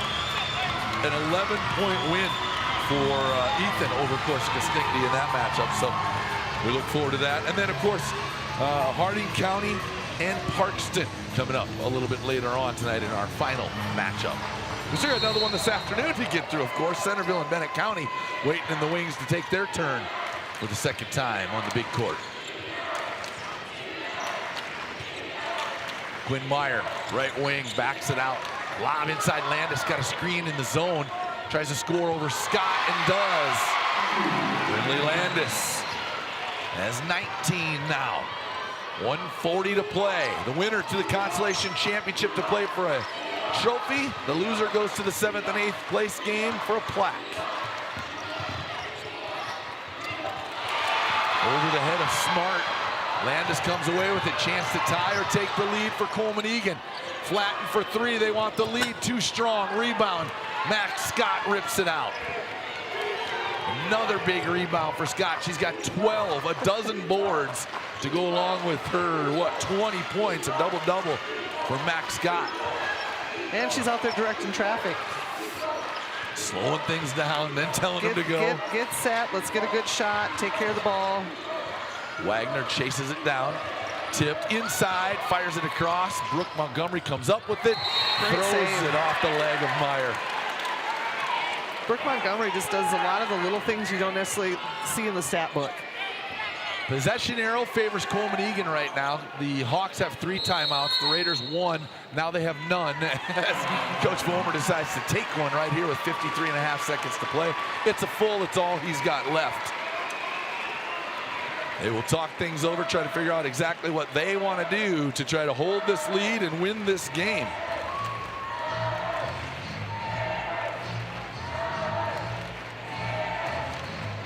We want to welcome everyone to join us for Tales from the Hardwood, where you'll meet a young gal who's juggling college and coaching, a prolific standout from South Central South Dakota, a girls basketball player who's following 2 passions within a game, and a young man who has gained strength through a key battle in his life. Tales from the Hardwood available to watch today on SDPB's YouTube channel or online at sdpb.org/basketball. Again, Nate Weck and the crew doing a great job with that Tales from the Hardwood. So we invite you to take a look at that. 4 great stories there. A couple real local here to Brookings, out of Elkton, out of Dual and Clear Lake. Yeah, you know, and just great stories about, positive stories about what people are doing in their communities. You got the young lady that's coaching, going to college. I believe she's a sophomore, going to college here at SDSU and coaching over at Elkton. It's a great story about kind of what she's going through and doing. Camden Peterhines chasing her dream to take our seat here someday. Yeah. She does all the play-by-play for their boys' games on the live stream. After a lot of doubleheaders, she plays a game, catches a quick shower, and runs upstairs. Does the game with her dad, who's the head girls coach. So kind of an interesting story there. Smart out of the timeout with the layup. Just how we drew it up, right? Yeah, exactly. Great timeout. Landis for 3, no good. Rebound taken out by Jordan Scott. She'll slow it down with a 4-point lead. Coach Vollmer was going to run to half court and stop her if she'd have taken off running, I think, on that one. I think so. Flatten with the foul, her 4th personal. And just the 3rd foul on Coleman-Egan. And how about Jordan Scott playing with 4 fouls this entire second half? Yeah, you know, she's played a lot of basketball. Doesn't always probably get a lot of minutes off the floor. I think you learn somehow how to handle that and how to play. Out top, Bree Smart. Going to get fouled right away. They had the 1 to give. Now if you're Coleman-Egan, you almost got to go do it again right away. Put them at the free throw line. You got to extend this game trailing by 2 possessions. And for Coleman-Egan, trying to do it with someone who... Oh, wide open underneath. Layup no good. 2 wide open was Brooke Montgomery, and a travel call. Little contact, and Gross shuffled the feet. You know, Coleman-Egan trying to figure out who they can foul with was my thought earlier, just because you've got a couple out there with 4 and 3 fouls. 1-4 flat, gonna look to lob it up top. They do get it into Max Scott. She'll be fouled by Landis.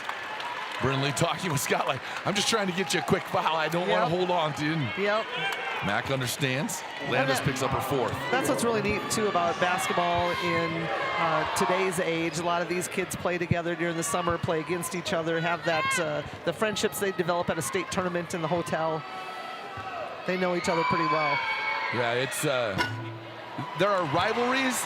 I don't know in today's game if there are bitter rivalries like there was back when we played, because you did run across some kids once in a while at a summer camp if you got to go to one. If you got to go to one, and there wasn't social media, you didn't have AAU, you didn't have team camps. The recruiting game was completely different, even for those kids that maybe were looking to go to the next level. You didn't go to a visit as much with everybody else. Right, you know, you didn't. Heck, I was junior and didn't know that you could go play college basketball. Right. Got the foul. I said they got a lot of fouls to give, so well, as long as you don't foul out. Coach Flatten actually thought he got a timeout. He was calling timeout, and the foul happened. Now he wants the timeout anyway. He thought there was a timeout. He's turned, and then he turned around like, what just happened? Oh, okay, we'll take that too. He's got timeouts to use. Yeah, either way, you're going to get what you want. And now it worked out. You get to inbound in front of your bench. We talked about this in between games. I was talking with Jerry Beers and Scott Mack out there. We were just talking about the rule changes, what we talked about yesterday with where you inbound and different things. And we they said the same thing. They're just waiting for someone to bring it to an advisory or to a rules committee. When in high school basketball, especially girls, will we get the timeout to advance it like they do in college now? That's probably the next thing coming. Probably, you know, and kind of we were talking about that at the Summit League a little bit, and how that has changed a little bit of the women's game, because you can't put on the full court press. You can call timeout, advance it down the court. Reminds me a little bit of Iowa 3-on-3. Yeah. When they used to play, I had a teammate that played down there and came up here and played at SDSU, but she said you'd score a basket, the ref would throw it to the ref at half court, and you inbounds to the person in the center circle. Just you didn't keep really the game going. Right. You just quite different. Yeah, it would be interesting. I mean, it would challenge coaches then. Like, I watched the college game a lot. Challenges you to hold your timeouts. I don't know if they change how many timeouts we get then, because it's a little different that way also. You know, you get so many a half at college. Right. I like it at college. I think it's changed the women's game. It's been great. The two changes, that and the 4 10-minute quarters, I feel, along with obviously just the 5 fouls to shoot, I think those have been great changes for the women's game across the board, college and high school. Right, you know, the changes, and it's always advancing the game a little bit. You know, there's other things when you look at the free throws in a quarter, how that's changed. You get 2 shots no matter what. The flow Once you get to the game. 5, yeah, you can't. It's hard to kind of sometimes get back in the game. Long 3, Landis wide, just left it short actually. Chased down, saved by Montgomery. They'll go to Scott. Max Scott will throw it out to Jordan, but get fouled first. 8.3. Time for Max Scott to step to the free throw line and knock down a couple of free throws. And Landis picked up her 5th. So the senior will... Again, Landis doing what she had to do. She knew she had 4, but she had to foul just to give her team a chance to get it back and get a shot up again. Right, and just short of a double-double, ended with 19 points and 9 rebounds, 4 assists. Had a really outstanding game today. 5 steals to go along with it. And Scott does a little dance to get that one to go in.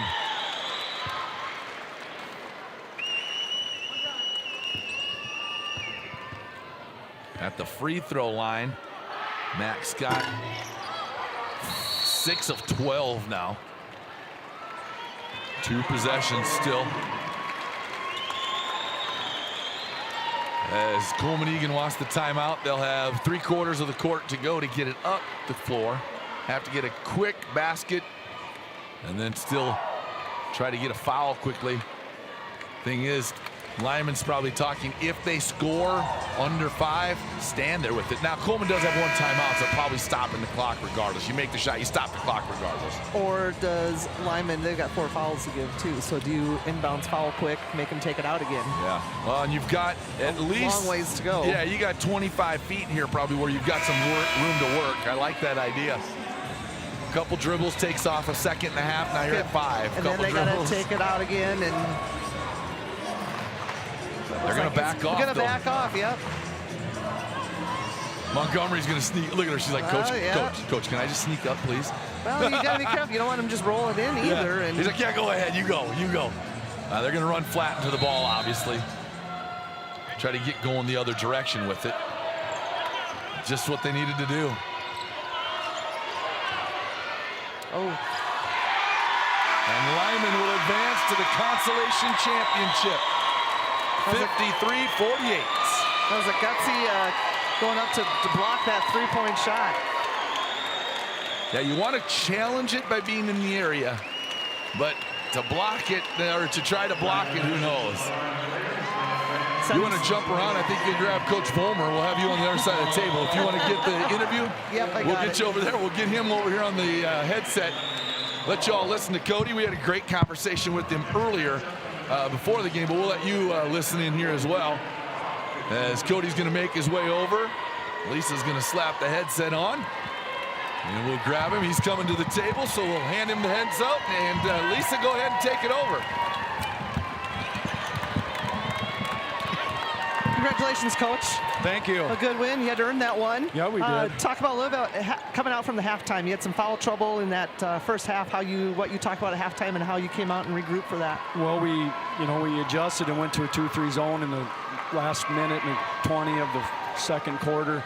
we basically had to do that because of the personnel we had on the floor. Nothing against them, but they're just not as good on-ball defenders. So we switched to that 2-3, and we obviously continued to have the same foul trouble in the third and fourth quarter. So I wasn't going to get out of it unless they showed me something that made me need to change it. And there are teams a lot like ours. We are really good individually, but when you get us kind of zoned up, it gets a little tight on us, and you got to make shots from the outside. So if you're not making shots from the outside, it's awful tough to beat a zone, and they didn't make enough of them for me to want to switch what we were doing. So yeah, and it worked for you guys. And talk also a little bit about your senior. You got Scott out there. She's kind of that general on the floor for you. She does a lot of things, always coming over and conversing with you. And just kind of that relationship you've developed. You know, I started coaching Mac when she was a sophomore, but I've been around since she's been a 7th grader playing on the varsity and trying to help her where I could when I wasn't her coach. And our relationship has continued to be that all the way through her high school career. I can't say enough about her without getting too emotional about it. So what I will say is this, she's a player that will be deeply missed when we come to next season. We'll have to adjust and figure it out, but there won't be very many of those left in my coaching career, or a girl I'll probably have the same kind of relationship with. So I'm really happy for her and I to have that kind of communication we can have between us. We don't get upset with each other.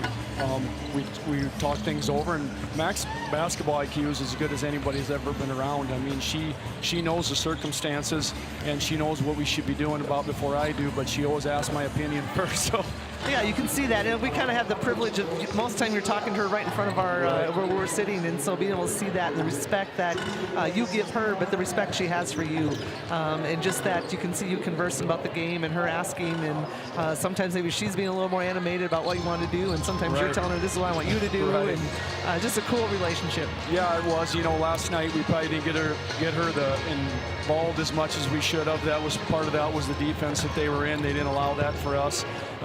But you know, I'll take some of the blame for that, because I could have probably put us in some situations where she could have got hands on the ball a little bit more, and I didn't. So I'm going to take the blame for last night's loss. And you know, as far as Mac's concerned, you know, I get one more game with her.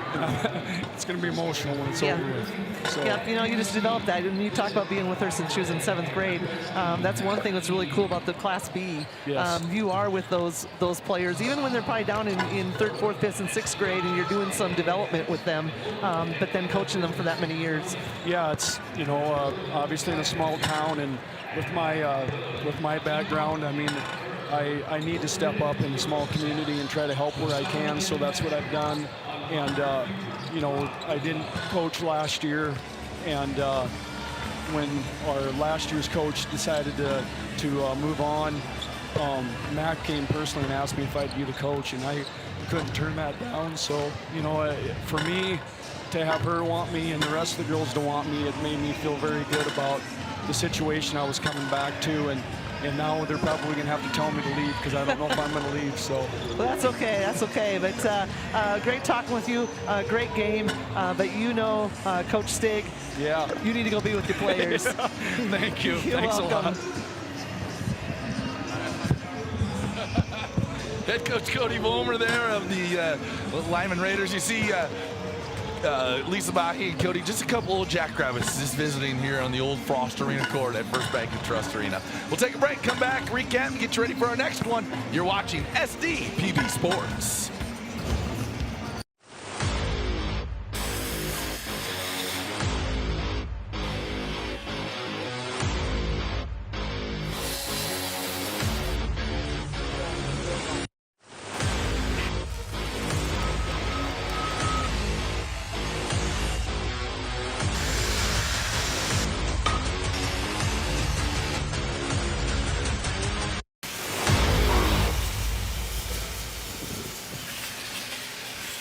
I can't imagine being anything other than a nurse.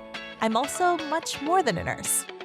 And working at Avera lets me find balance between the career that called me and a life that fulfills me. Is it the competition that keeps bringing you back? The long-standing rivalries? Or is it seeing friends again and cheering on your favorite team? At First Dakota, we're here for all of it. We appreciate the fans, the players, the coaches and officials, the concessions crew. The shared community experience is part of what makes life here great. And we're here for all of it. See you at the game. Powering the possibilities of tomorrow starts today. For our homes, our farms, our businesses. That's why our Touchstone Energy Cooperative continually plans for the future by utilizing and sourcing safe, reliable power for the next generation. So we can power possibilities long into the future. Touchstone Energy Cooperatives, powering possibilities. Creating a legacy means different things to everyone. For us, it's about family, watching my daughter follow in my footsteps, passing the farm onto her, and working side by side every day. It's about building something that lasts. Agtegra Cooperative has been by our side through it all, supporting us from one generation to the next. Agtegra Cooperative, legacy rich, future focused for generations to come.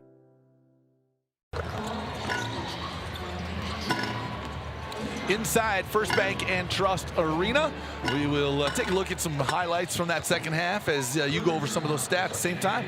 Yeah, you know, talk about both teams, their seniors stepping up, and both seniors, I felt like yesterday struggled a little bit with the defensive plan that the opposing teams kind of threw on them. But Brinley Landis for Coleman-Egan, 19 points, 9 rebounds, 4 assists, 5 steals, just played her heart out there.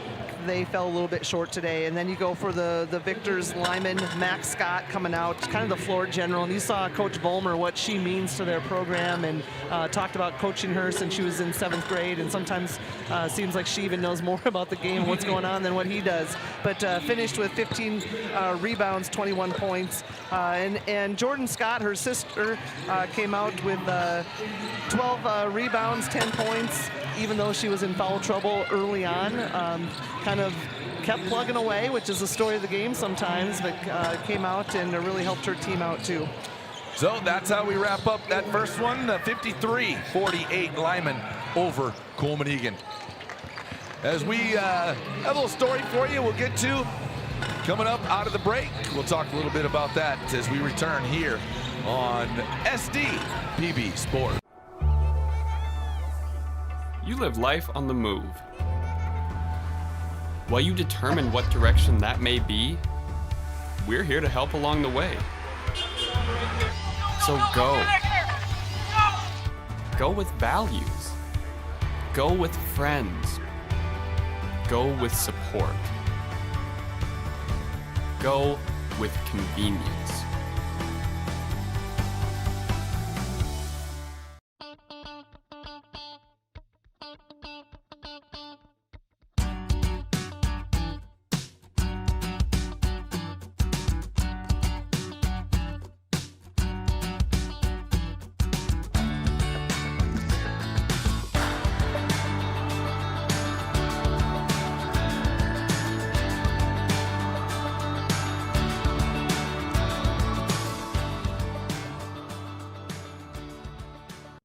Bioethanol supplies more than just energy. It creates jobs in rural communities. It drives demand for local corn. It provides opportunities for family farms to thrive. To ensure agriculture plays a leading role in the efforts to decarbonize and transition energy, bioethanol remains at the forefront of a pursuit for a cleaner, brighter future for all Americans. Learn how at sdethanol.com. At Muth Electric, we don't just power projects, we empower people. We invest in training, mentorship, and career development opportunities at every level. Because strong careers build strong communities. Your future is bright with Muth Electric. Muth Electric now hiring.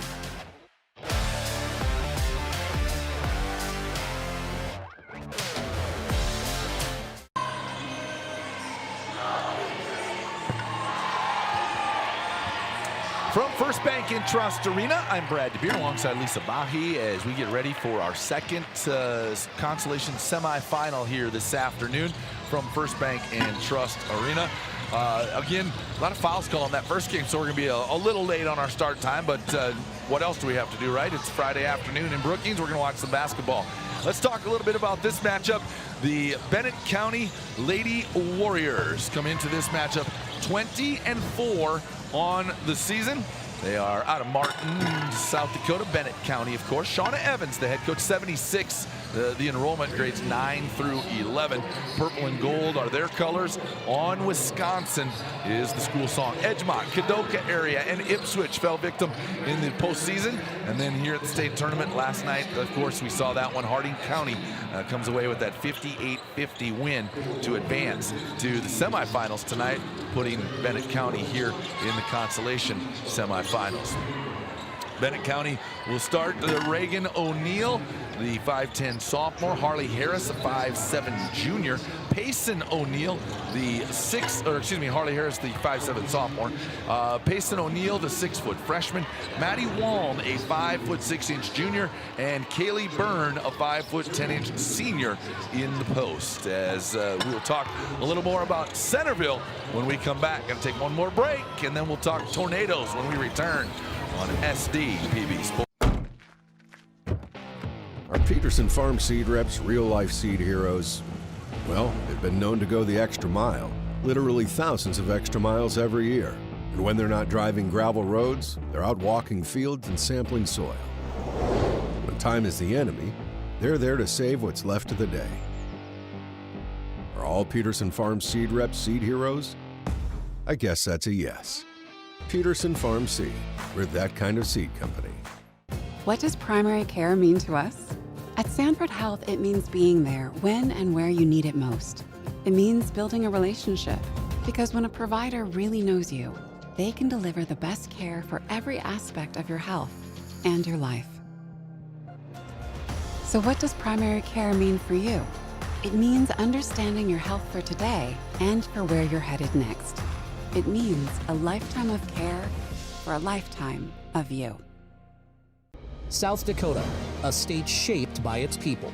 It's more than a place, it's opportunity waiting to be realized. At South Dakota State University, opportunity is turned into progress. Through research, education, and a community that inspires, SDSU drives the future of this state. We're not just here, we're taking action with purpose, trust, and impact. This is SD State. SDPB brings you the South Dakota Boys State Basketball Tournament. You can catch all the action Thursday, March 19th through Saturday, March 21st. For more information, including the multiple ways to watch the games live, go to sdpb.org/basketball. Complete coverage of the South Dakota Boys State Basketball Tournament is brought to you by Dakota Bank and SD Corn.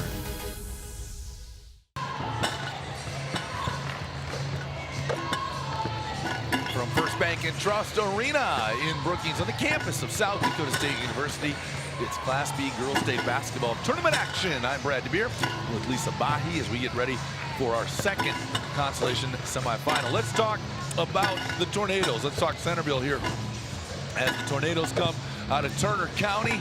And Tucker Tornberg, the head coach, 65 kids in grades 9 through 11. They also wear the purple and the gold. Minnesota Rouser is their school song. How'd they get here? Well, they got wins in the postseason over Trip Delmont Armor and Gayville Ballin. Highmore Herald in the Sodak 16. And then that 46-39 loss last night to Parkston as Parkston advanced to the semi. Are you kidding me right now? Don't let him blow his whistle this game.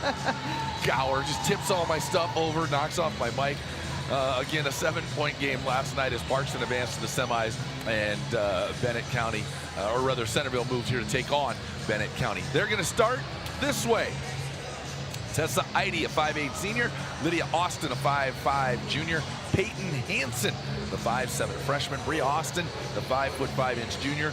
And Izzy Eide, a 5'9 sophomore. 20-point per game scorer is Eide, or Izzy Eide rather, as She had a good game yesterday as well. We'll talk more about that as we get going here with this one. 20-4, the number 3 seed, Bennett County Lady Warriors, and the number 7 seed, Centerville Tornadoes at 21-3. It should be another dandy. We'll talk a little bit more about it as we get ready to roll here. We'll have some starting lineups coming up as we wind down the clock. We're going to turn it over to our public address announcer here inside First Bank & Trust Arena, Mr. Al Bahi. And good afternoon, basketball fans. Welcome to Brookings and welcome back inside First Bank & Trust Arena. The South Dakota High School Activities Association, along with its corporate partners, Sanford Health, Dakota Bank, Farmers Union Insurance, Billion Automotive, and the South Dakota Army National Guard welcome you to this consolation round of the State Class B Girls High School Basketball Tournament. Our next game will feature the visitors on the scoreboard, the Lady Warriors of Bennett County High School, taking on the home team on the scoreboard, the Tornadoes of Centerville High School. This tournament is being conducted under the guidance and regulation of the South Dakota High School Activities Association for the enjoyment and benefit of our high school students. Good sportsmanship is essential for the success of these programs, so please enjoy these games and support our athletes in a positive and sportsmanlike manner. It's time now to meet our junior officials for this afternoon's contest. The junior officials are sponsored by 605 Custom Design, Cubby Sports Bar and Grill, Zip Trip C-Stores, and Swiftel Communications. Our junior official from Bennett County, Shaz Heathershaw. And our junior official from Centerville is Sierra Knutson.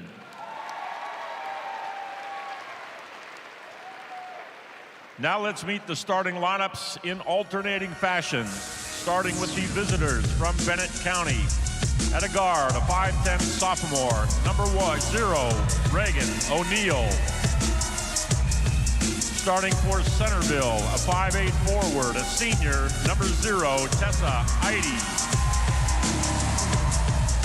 At a guard for Bennett County, a 5'7" sophomore, number 2, Harley Harris. At guard for Centerville, a 5'5" junior, number 1, Lydia Austin. At a guard for Bennett County, a 6-foot freshman, number 3, Payson O'Neill. At wing for Centerville, a 5'7" freshman, number 3, Peyton Hansen. At guard for Bennett County, a 5'6" junior, number 5, Maddie Wan. At guard for Centerville, a 5'5" junior, number 5, Bria Austin. At center for Bennett County, a 5'10" senior, number 25, Kaylee Burns. And at guard for Centerville, a 5'9" sophomore, number 21, Izzy Eide. Assistant coach for Bennett County is Joe Wan. Assistant coaches for Centerville are Jamie Edberg, Hayden Heyer, and Brady Children. Bennett County Lady Warriors head coach, Shauna Evans. Centerville Tornadoes head coach, Tucker Tornberg. The officials for this afternoon's game, referee is Dan Forstrom, umpire Brad Gower, umpire Jordan Oden, and the alternate is Justo Tovar. Lady Warriors fans, are you ready? Tornadoes fans, are you ready? It's game on. Today's fan Payson O'Neill wins the tip over Izzy Eide. Reagan O'Neill will control, and there's a lot of purple and yellow here right now. Up and in quickly for Bennett County. Got to get my bearings on which one's in purple and which one's in white. Yeah, Reagan O'Neill will get the bucket first. First points on the board in this game.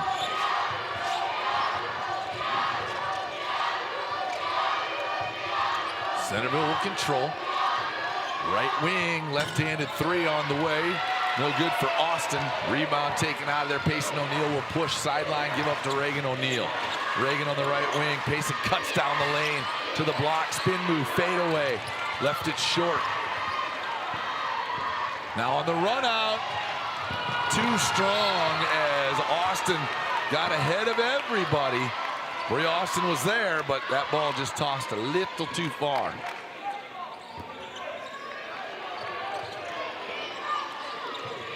Yeah, Bennett County didn't get someone back on that, so just watching kind of their communication on who needed to be there. But again, another basket of Reagan O'Neill.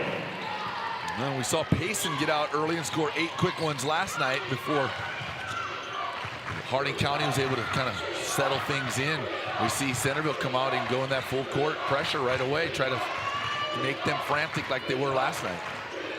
The one thing Centerville doesn't have is the height that Harding County had against them, so it made it a little more difficult when you have those long arms, able to tip some of those passes away, get in the passing lanes. Heidi with the three-point shot, and that's maybe something Centerville has that Harding County didn't have is the ID to shoot the three. Tipped out of bounds by Reagan O'Neill, last touch by Bennett County. Will go the other way. Jared Oden says Centerville basketball.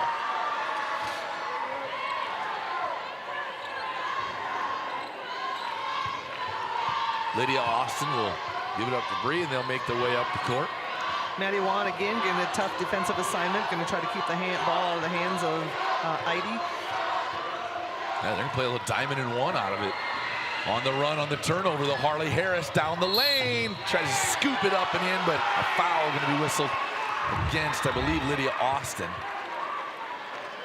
And it is. Lydia will pick up her first personal.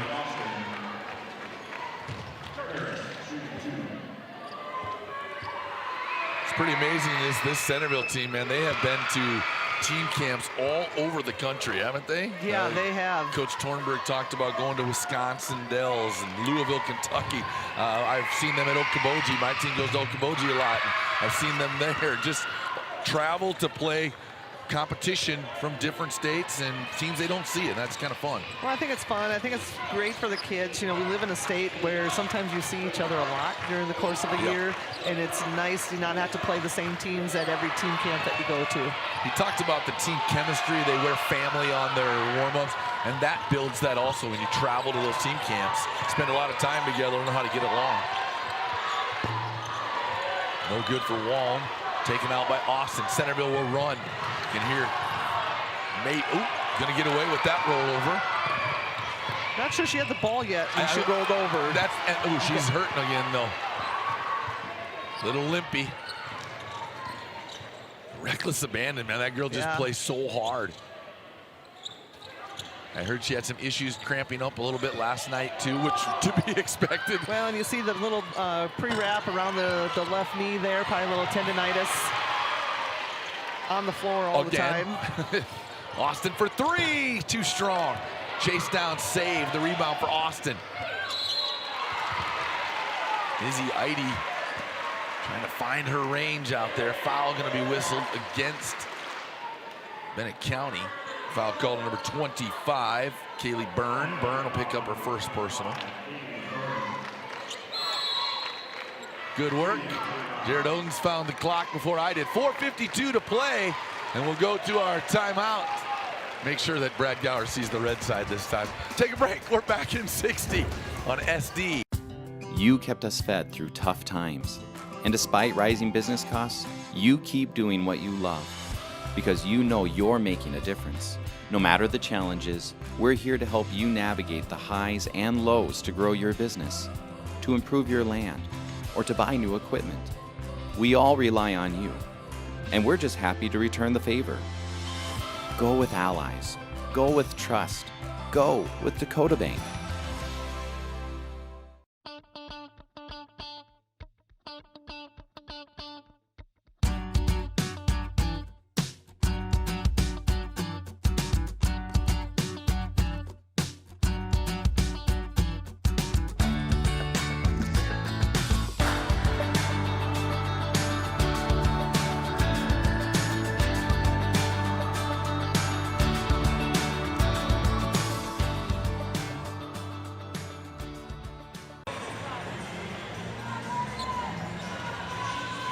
And we are back inside First Bank and Trust Arena, ready for action as Brad Gower will hand it off. Austin will trigger the inbound for Centerville, and we'll be back into action. 4:52 to play. You know, Centerville 1 of 4 right now, but all 4 of those shots have been three-point shots, not venturing in the lane much against the height of Bennett County and with the zone. I was going to say, they sit in that diamond and one, and that's going to make it a little bit tougher to get into the paint. Right. Maddie Wong, now they've switched her off, so doing a good job of going to bring different people as well. Although Reagan O'Neill, I see, now had to come out, so maybe that leg affecting her a little bit more than what we thought. Into the ball game, number 10, Chloe Loudon. We saw her yesterday quite often. She was that first sub off the bench. Now they'll go inside. Tessa Eide up off the glass and good with the left hand. Bennett County 6'5". Harris will push. Byrne to the corner. They like to run that sideline break. Harris, 3 on the way. Got it from the top of the key. We didn't hear much from Harley Harris yesterday either. She got into foul trouble early. She might be their best natural shooter on this basketball team. Probably the most pure shooter they have. You have the athleticism of the O'Neills, and they just can make a lot of things happen, get a lot of layups, but perimeter shooters. Heidi for rather Hansen for 3. Missed that one on the right baseline. Harris, skip pass. Loudon travel. Split the feet before she put the ball on the floor.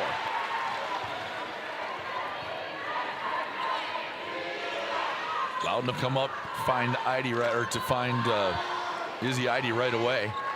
That diamond and one against Heidi. Yeah, if they can get someone to that free throw area and make the zone collapse a little bit, it might open things up for their outside shooters. Centerville's looking to attack that by putting Heidi on the baseline, let her run back and forth off a couple screens. Which again is another great look against a diamond and one. A lot of different philosophies, and it's always interesting to see what coaches want to do, how they want to attack that when you got a player like Heidi, and how do you find ways to get her open? Well, it kind of depends on what your player's strengths. What are you got to play to your player's strengths also. And you talked about it earlier. In those situations, other players have to make shots. That's simply what it comes down to. Until that happens, they're going to be able to sit in that kind of a zone. Right, and we saw that happen a little bit on that last game where they couldn't really concentrate quite as much because other players were stepping up. Harris, the left hand on the floor. Swing it, Walm for 3, too strong. Austin will take it, tipped away by Walm. Loose ball, Walm just actually fell on top of it, and then Austin will be whistled with the foul, as you can't crawl on top of somebody else to try to get it. I think that was Lydia Austin. Her second. Looks like Tessa Heidi will come back for her. Nope, they're going to go Peyton Hansen. Off the bench will bring Ella Reuter. We saw her a little bit yesterday as well. So Reuter got those fingers taped, though. Must have jammed a finger yesterday. Or maybe more. That's a pretty big wrap on the, third finger on the left hand. O'Neill, kick it out, Wong, jumper, 16, got it. 11-5 Bennett County by 6. Tessa Heidi to the baseline, knocked out of bounds with the left hand by Payson O'Neill. Didn't even have to jump, just reached up here. You'll see it right in front of you again. Heidi didn't jump much, and O'Neill didn't have to jump at all. That's those long arms. Reach out, get out of here. I don't want us that shot going up. Heidi will get an open 3 this time. Too strong, rebound taken out by Payson O'Neill. Payson averages 6.5 rebounds a game. Reagan O'Neill, right baseline. Kick it out, Payson now. Payson O'Neill, 3-pointer on the way, no good. Rebound. And tied up, held ball. We're going to go Centerville basketball. Nope, we must have had one in there in the middle that I forgot about. Bennett County basketball.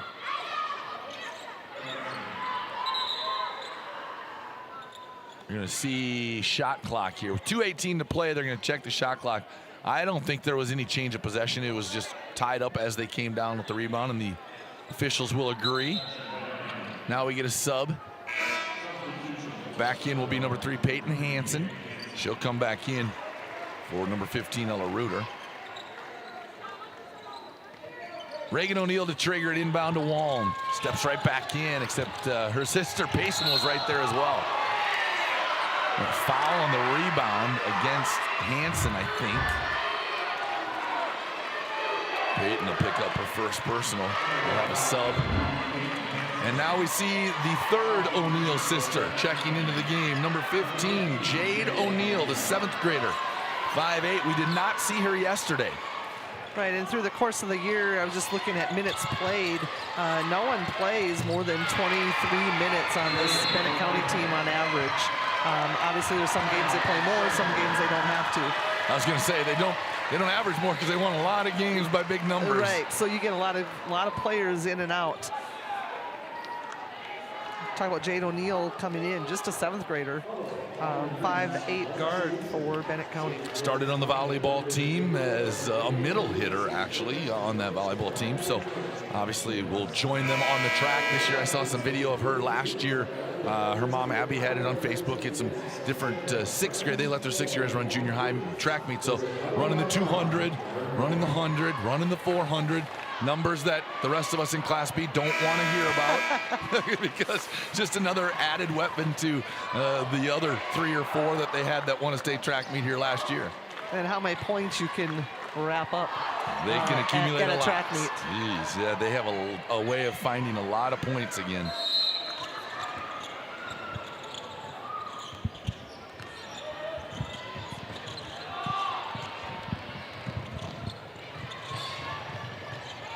On the right wing. Hansen gets rid of it.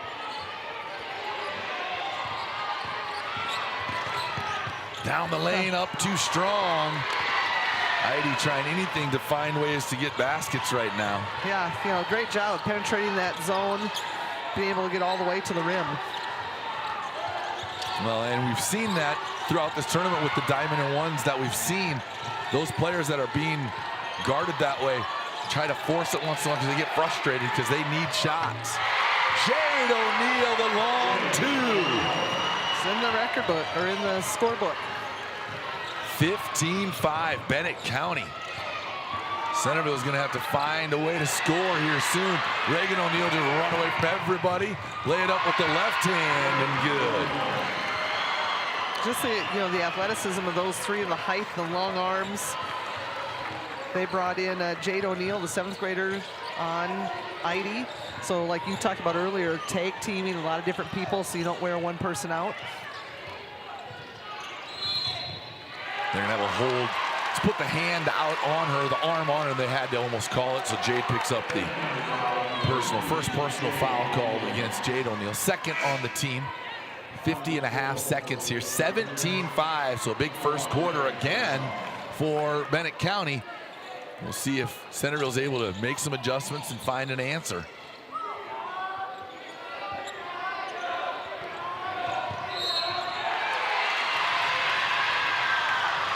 I think some frustration from Tessa Eide. Blocking foul. Just a blocking foul. Or a moving screen, I guess, more so than anything.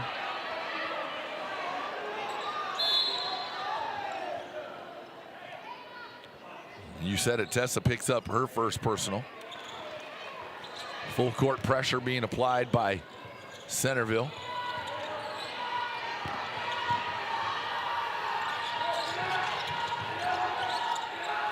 Reagan O'Neill now way out high. Spin move, travel, picked it up. Got to make that pass just a little bit quicker. That's another one of those moves that has sparked a lot of debate throughout the basketball advisory or the Basketball Coaches Association. Referees are saying we want to be able to call it the same every time. It's a hard play to call, right? I mean, you just got to see it. But man, there has been some argument, and there are some strong feelings out there by some. Foul going to be called on number 2, Harley Harris, her first personal. I can see both sides of the argument, but at the same time, if it's a travel, it's got to be called. It's right. Yeah, you can't say that you just got to let it go. If it's a travel, it's a travel, right? Because otherwise you start fraying all the rules. 3 on the way and good for Peyton Hansen. Yeah, some big baskets for the freshman. Harley Hansen will skip it across. Heather Shaw, who first time we've seen her in this game. And Jade O'Neal knocks down the 3. So some instant offense. She came in to guard Heidi and play straight up on her. Ends up getting a couple buckets out of it. 20-8, Bennett County with a big first quarter. We'll take a break. Back with more on SD PB Sports. You're committed to building relationships, to exceeding expectations, to serving your community. Your financial partner should share your vision and your values. For 130 years, we've stood by South Dakotans. We've been there, we'll be there. Convenient, connected, committed. Bank West, member FDIC. Creating a legacy means different things to everyone. For us, it's about family, watching my daughter follow in my footsteps, passing the farm onto her, and working side by side every day.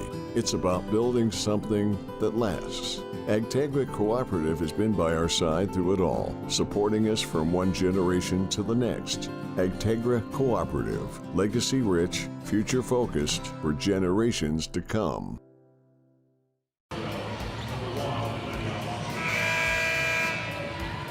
From the Class B State Girls Basketball Tournament at First Bank and Trust Arena on the campus of South Dakota State University. Courtside, I'm Brad DeBeer alongside Lisa Bahi. And yeah, a couple of old Muppets sitting across the way analyzing things. Mr. Jorgensen and Coach Fred. Yeah, kind of wondering what they're visiting about. Obviously, probably a little bit of basketball, a little bit of life. Had the pleasure of being able to coach with both of them.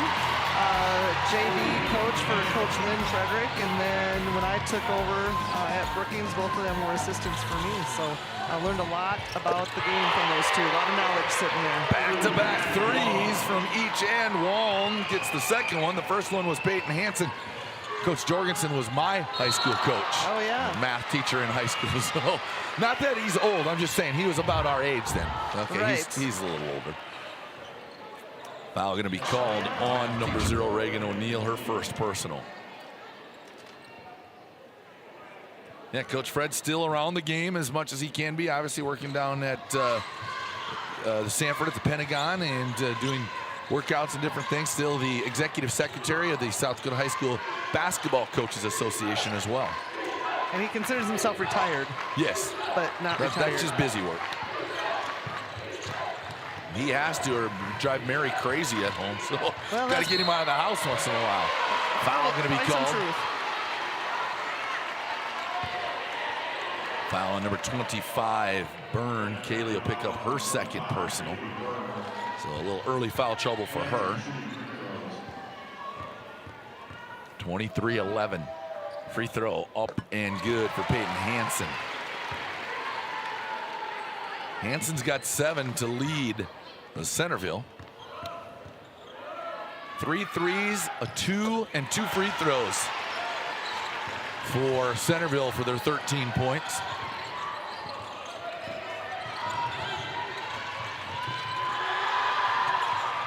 Just barely getting it across the timeline, about a second to spare. Byrne will throw it out top. Harley Harris 3 on the way, no. Taken out of there by Centerville. Heidi will chuck it length of the floor, and then Harris will collide with Austin. Ball is loose on the way. Hansen up and basket's good. Peyton Hansen has come to play today. Yeah, I think that's Byrne just picked up her 3rd foul. It is. Kaylee will have to come back to the bench. I would assume we'll see probably what, Heather Shaw, or yeah, probably Heather Shaw back in. Probably Heather Shaw. Or they're gonna or play Jade it out. O'Neal. I mean, she came in, played, wasn't really rattled at all, scored a couple big baskets, drew a tough defensive assignment. Well, and you've got the bonus of being able to move Payson O'Neill down inside if you have to. And Right. she's that length of her, she's going to be able to rebound as well. Lob, Reagan O'Neill. Might have got away with the hook, and that's what Tucker Tornberg's asking about right now as Payson O'Neill gets the putback. Her first basket of the game.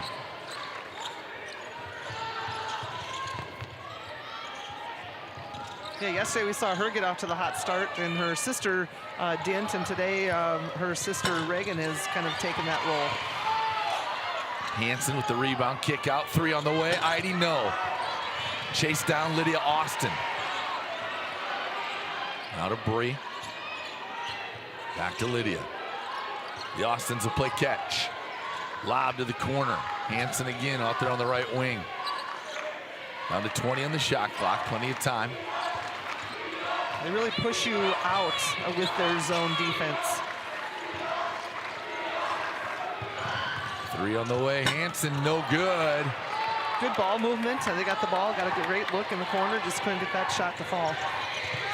Payson O'Neill too strong. Rebound. Hanson in there again. Hanson will run out. Take it to the left hand. Attack down the lane.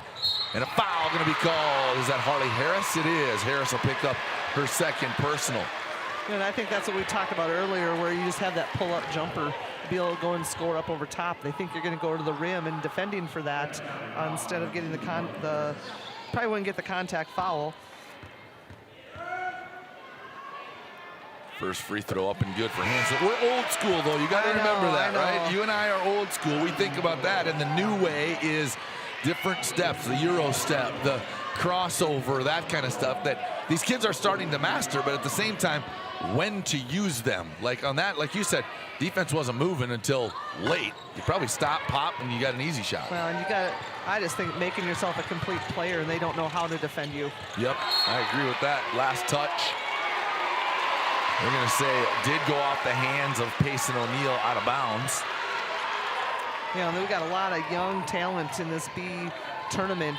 And so what's the next step for some of these players? You've mastered the Euro step or this crossover, be able to master something else just to make your game complete. And everybody's playing games, right? Short Right. on the jumper. You know, everybody's playing games. So by doing that, you're not really ahead of anybody because everybody's doing it. Right. Whether it's team camps or travel ball or whatever. But yeah, who's spending the extra time in the gym taking jumpers? That can set you apart.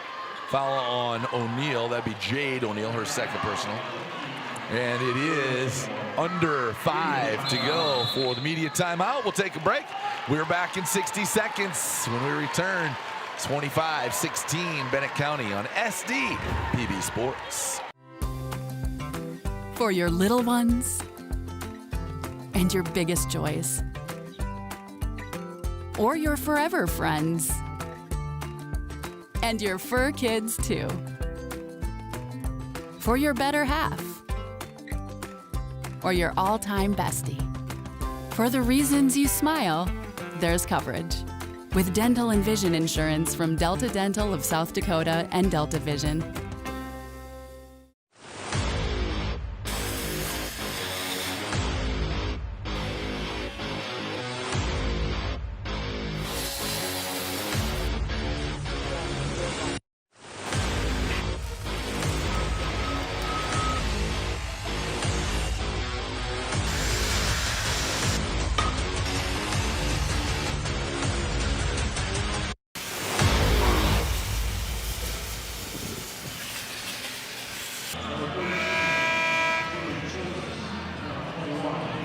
And we're back inside First Bank and Trust Arena as we come out of the media timeout here.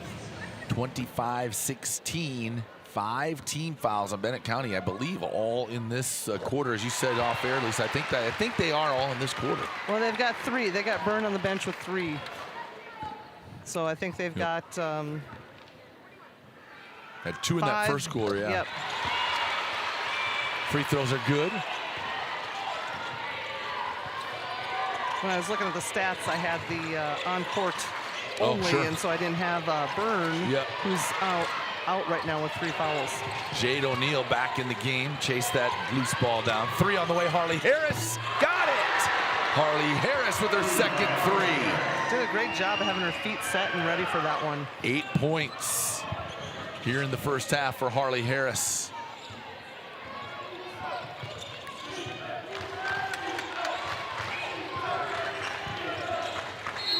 There's a foul on Jade O'Neal. She reached in to poke that ball away. And you call a foul on the whole. Nope, they're gonna. Yeah, they'll say that was on Jade O'Neal. Her third personal. So now Jade O'Neal and Kaylee Byrne both with 3 fouls. Got a line change coming here, it looks like. Well, and Centerville can really take advantage of that the next 4 minutes and get to the free throw line, score some points, try to claw their way back in a little bit closer. Yeah, that's a great way to claw back into it with the clock stopped, right? You gotta, but the problem is now you got to figure out how to keep attacking them. Although we saw a lot of fouls last night from Bennett County as well. Brett Buck probably still icing his arm from last night. Payson O'Neal to Waln. Waln on the left wing. Back up top, O'Neal. Payson looking for cutters. Goes to Harley Harris. She'll drive, puts it on the floor, and a foul going to be whistled. Foul called on Lydia Austin, her third personal. The quickness that they have just creates so many of these fouls, too. I mean, they're by you, and you either give up a layup or you're going to try to do something to stop them.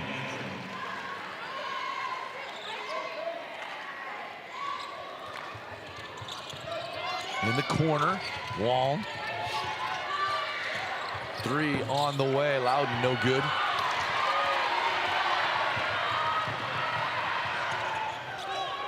Now Austin with numbers, they'll quickly go the other way. Good catch and save, 3 on the way, in and out, no good, rebound O'Neal. Lob way out, length of the floor, up and good, Payson O'Neal on the run out. They love that play where they just, part of the transition, but just Payson O'Neal just takes off and Reagan just looks for her. Yeah, and they just, you know, they're able to just go up, jump, elevate so high, just rip that rebound out. And they've done that probably quite a few times. Well, and it's not an easy catch. I mean, there are people here thinking, they should do that every time. That's not an easy catch to make on the run ball coming directly over your head. Right. And that's where, you know, you like to tell your athletes get out wide so you can create a little bit better passing angle. Good pass. They all thought Heidi was going to keep it. Heidi found a teammate underneath, and Tessa Heidi makes good. Heidi to Heidi. Tessa, the recipient of that, the 5'8" senior from the 5'9" sophomore, Izzy. Loudon for 3. No, we're going to have a foul. Must have been on Reagan O'Neal. And that'll be her second. Not sure what it was, a hold maybe? You talk about Heidi to Heidi. Centerville has 3 sets of sisters with Tessa Heidi and Izzy, Lydia and Bria Austin, and then Mackenzie and Madison Karstensen. The family affair. You bet. That's, and again, probably part of the reason family is on their warm-ups, right? Yep. It is, 2:40 to play here, 30-22. Centerville has done a good job battling back in this. It got to double digits. What was it, 20-5 at one time, I think? Right. I said 15 was the biggest lead. I don't have that in front of me, but I think that was the biggest lead we've had so far. They, again, though, Centerville just battling, getting back into it at the free throw line. They've knocked down a couple shots, but got a couple run outs. And again, Izzy Heidi playing unselfishly, giving the basketball up. Yeah, they play a great team basketball. They really don't care who's getting the credit, all doing the job that they've been tasked to, and just looking where do you have the mismatch. And that's hard to find against Bennett County, quite honestly. Right. Just when you think you may have a guard on a big or whatever, well, their bigs are actual guards. I mean, especially with this group they have out there now. Right. Reagan and Payson are not your typical, post players. And essentially they have 5 guards on the floor right now. Still sitting in that diamond and 1 defense with Wong. Austin, somehow she got that up off the glass and in. Bria Austin, her first basket of the game. It's 30-24 now.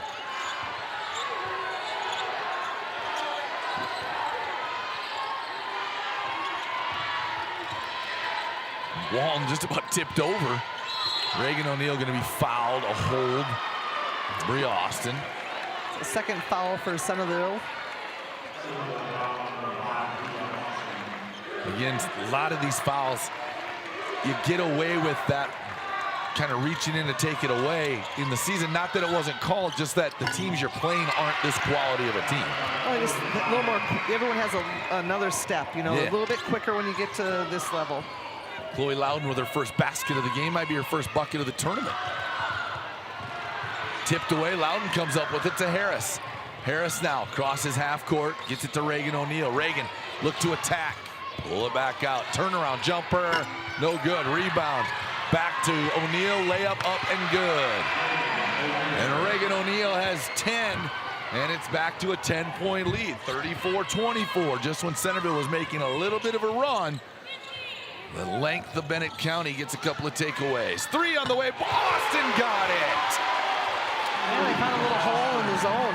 Really, no one really contested that shot. She had a nice look at the hoop.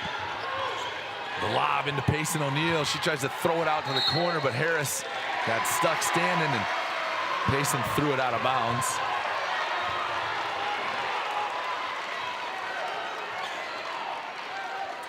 Harris and Neal talking a little bit about that, and the cousins. Yeah, and it's fun to watch. I was just going to say, it's fun to watch the sisters, the cousins.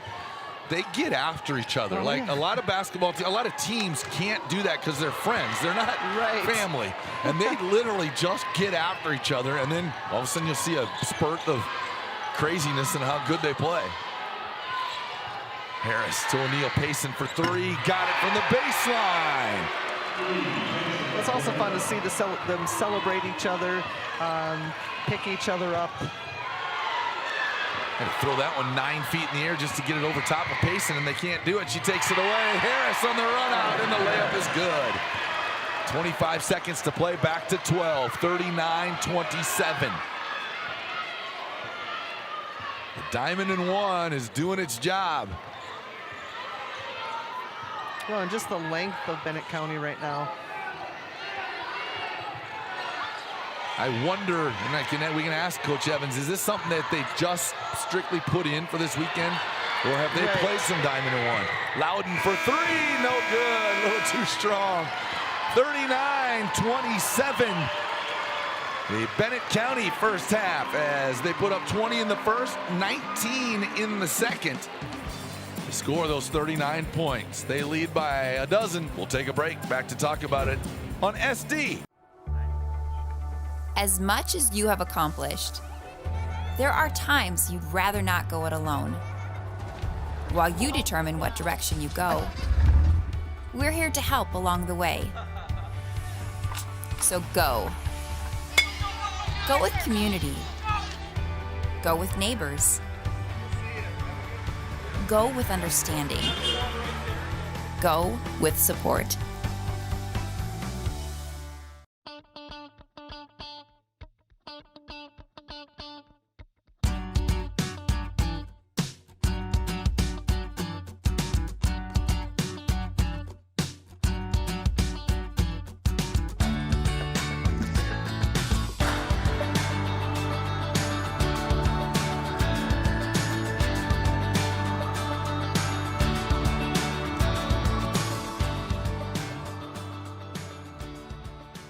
Don't be fooled by that beat-up old cap. Its faded crown represents the tireless work of America's farmers and ranchers. Its sturdy brim, their dedication to providing our nation with a safe, affordable food source. From sunup to sundown, they're turning quarters into the dollars that drive our rural economy.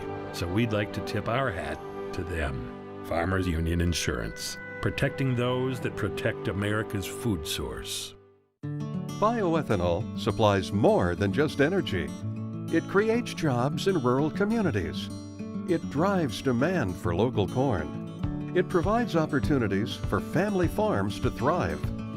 To ensure agriculture plays a leading role in the efforts to decarbonize and transition energy, bioethanol remains at the forefront of a pursuit for a cleaner, brighter future for all Americans.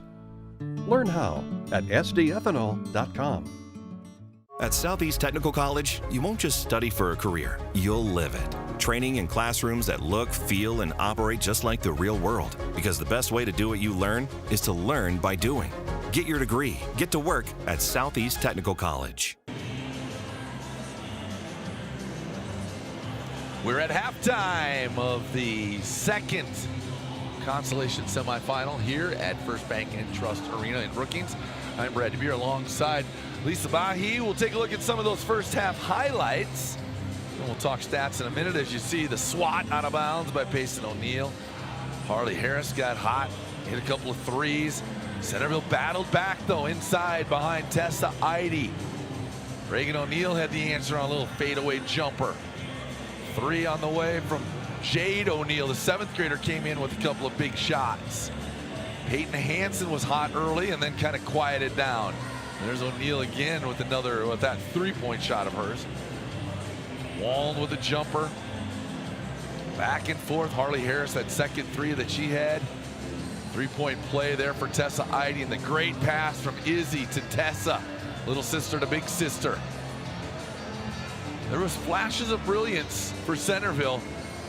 You go back to the stat sheet and you can see in a couple of situations, couple of categories there, why it's a 39-27 lead. Right, you know, and you look at a big thing I think for Bennett County last night finished with 37 turnovers, and I'm sure Coach Evans was not real happy about that, and that's somewhat dictated by their style of plays. But only 6 turnovers where Centerville has 11, and some of those turnovers happened late, were big ones that led to baskets for Bennett County. Both teams finished, there's kind of a flurry about that last minute and a half. Both teams finished 3 out of 3 shooting, so we had quite a few points scored about the last minute of that half.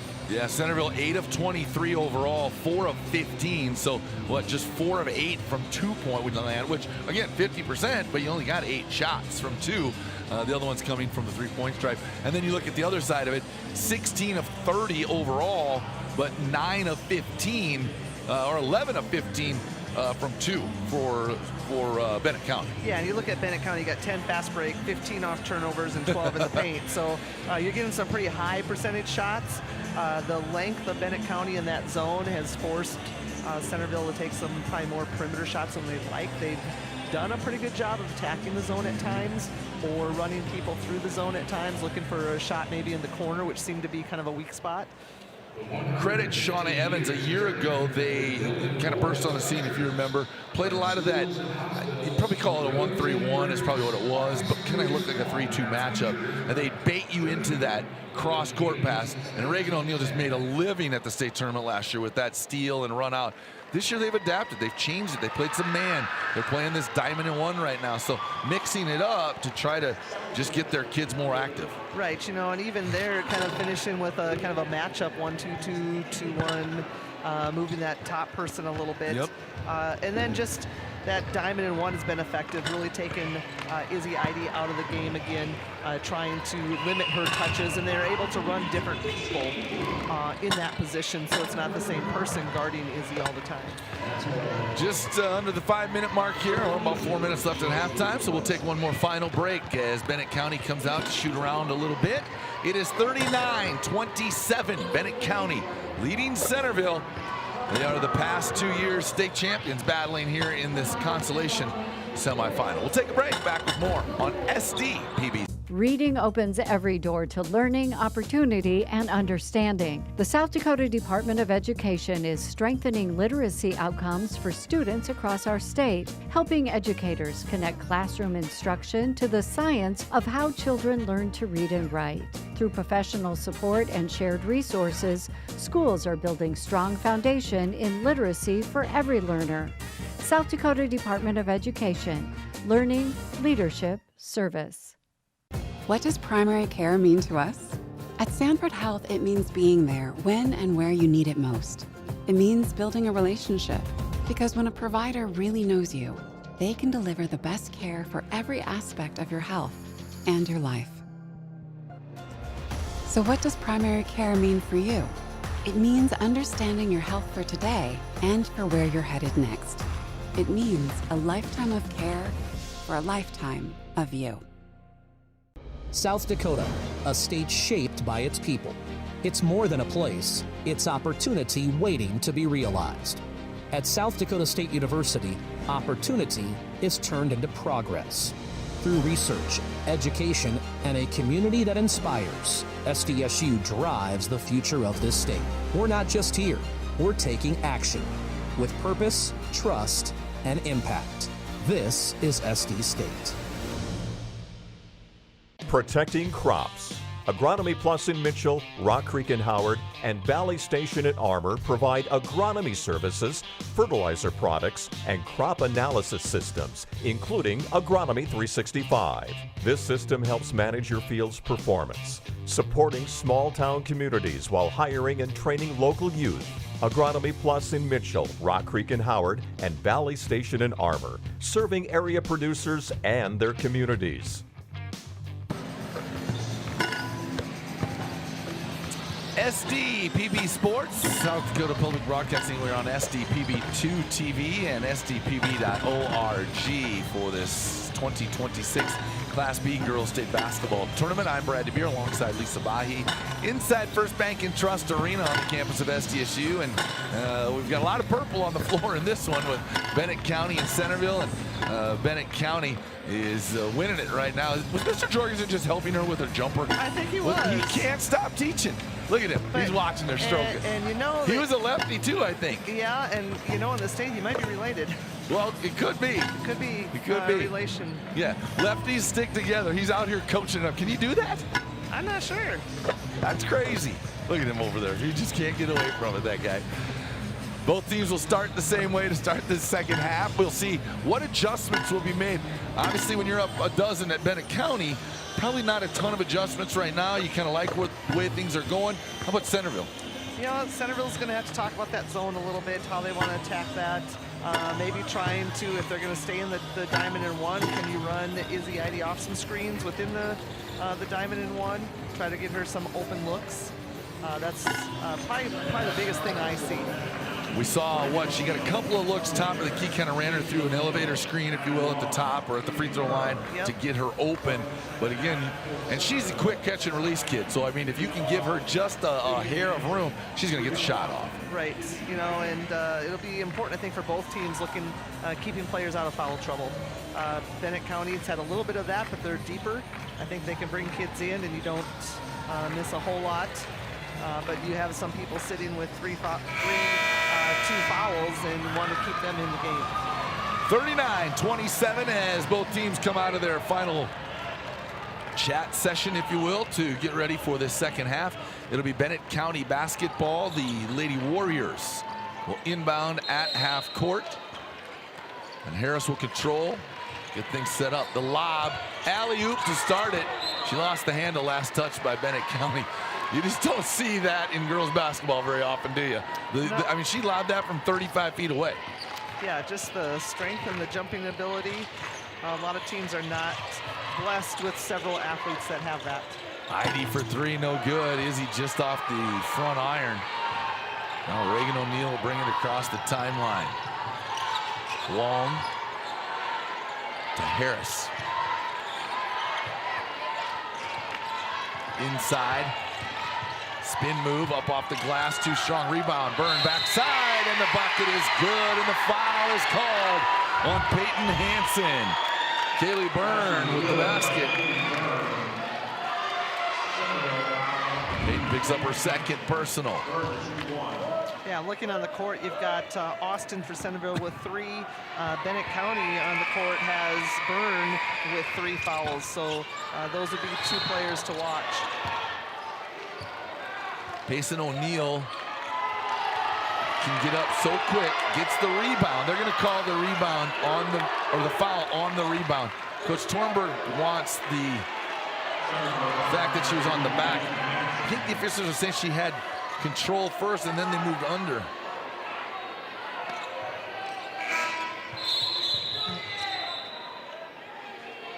I'm going to go get my foul call there. That was Hansen. The referee's trying to sort out. Didn't realize we were talking with the coach on this end. The other ones had given the ball to inbounds then waiting to bring the player in that had subbed in. Now Peyton Hansen comes out with her third. There's a lot going on there with nothing happening naturally. That was exactly. Weird. Wong for three, no good. You know, it's just so hard because you get a box out, but the O'Neills can jump so high. Yes. They can go over top, and that's not a foul. And if they're up and you move under them, that's a foul on you boxing out, right? I mean, that's just what it comes down to. Foul on Wong. And again, most of us haven't had the opportunity to have kids like that can go up. I mean, like these guys go so high to get rebounds, so it just looks funny when they come down on somebody. You think, well, they had to have been on their back. They had to push them. And so tough to call that. Was it on the rebound or the shot? Because she never landed. Right. She caught it and tipped. And they called it on the rebound. They That's called why. The rebound, but was the sliding under actually during the shot because she never did come down. Yeah, Tough call, and that's why it's not a lot going on with not a lot happening. Too strong throwing that one out of bounds. And Coach Tornberg of Centerville is the one doing the arguing. Had I been Coach Evans, I think I'm arguing, why isn't she getting free throws? Right. Just like you said, that would have been my conversation. Poor guy wasn't going to win in that call, evidently. Centerville will control now, trailing by 12 still. Cutting inside, Austin, kick out to Lydia Austin. The three is blocked. Lydia gets it back. The drive, and too strong. Gets it back again, blocked. Tessa Eide. Got a little hook shot up and over the length of Reagan O'Neil, but couldn't get it to go. Now Reagan, spin, kick. Three on the way, Harris got it. Harley Harris has come to play offensively today. Her third triple. Her 13th point.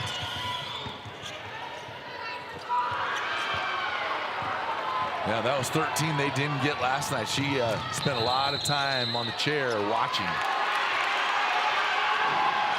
And a foul going to be called on Eide. Izzy Eide will pick up just her first personal. She does a good job also staying out of foul trouble. Right, on the court right now, you just have Austin, Lydia Austin with 3 for Centerville. Centerville with 3 fouls this quarter, so Bennett County really trying to get, I think, attack it and get to the free throw line.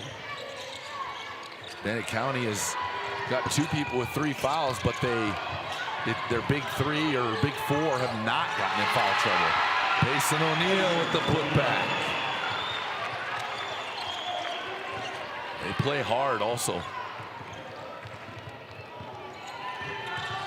Yeah, that was a tough game to come back from last night for Bennett County, bringing almost everybody back except Poor Bear, and just being the 3 seed, but just knowing that you won last year, hoping that you'll be back in that championship game, and then being the last game of the night last night. Yep. O'Neil with the rebound, put back, no good, gets her own again, puts it up and in. Well, I think Nate Weck did a little math last night, was talking that because of the length of the game, the number of fouls, about every 12 seconds there was a whistle, something like that. I mean, that's insane. You know, for a while it was just crazy like that.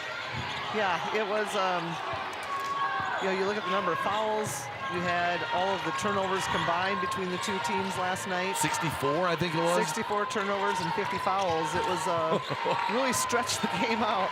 Made up for some of the earlier ones when we didn't have many fouls. Yeah, pretty wild. Wong with the 3. Maddie Wong has 8 points. It's now 51-29.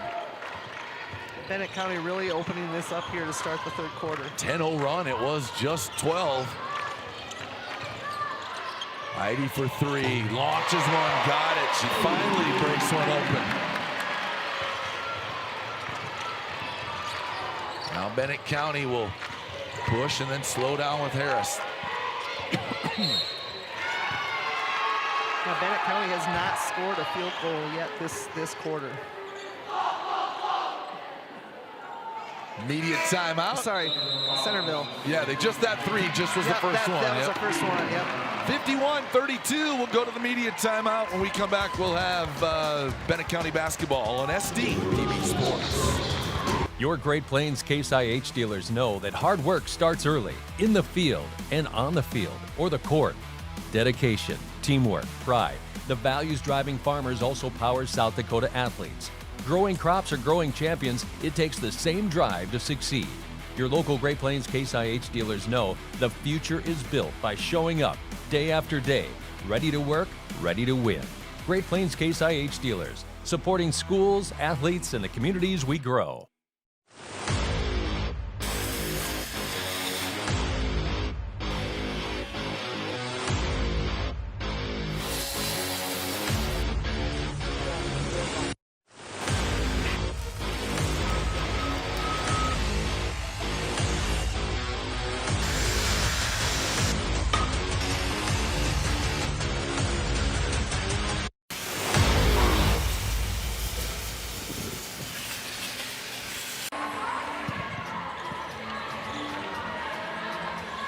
Back out of the media timeout, 4:28 to play. 51-32. 19-point lead now for Bennett County. Centerville just hasn't been able to buy a bucket. Right, got that the 1-3. That three was a huge bucket for them, though, and then the media timeout. Be interesting to see what they talked about and if we see any changes on the floor. Izzy Eide just picked up another one. I think that'll be her third. They don't have her up on the board, but I think she'll come out here.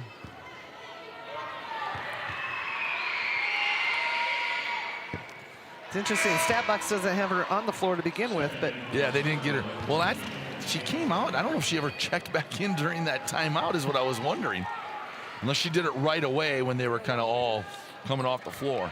Byrne misses the first free throw.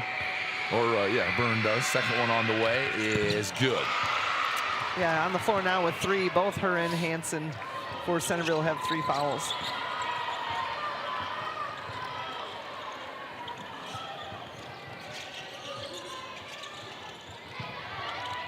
Three on the way for Bree Austin.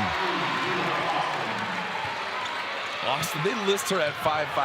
I got to disagree. There's no way she's that tall. Yeah. I mean, both of them, her and Lydia both.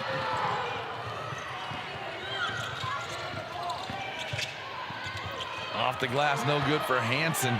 Will go the other way. Bennett County runs now. Regan O'Neill. Spin move. Reagan up off. No, they're going to say jump ball. They both got an open hand. That's a held ball. Yep. Yeah, great job by the officials just confirming that we're both going to call the same thing, just to make sure.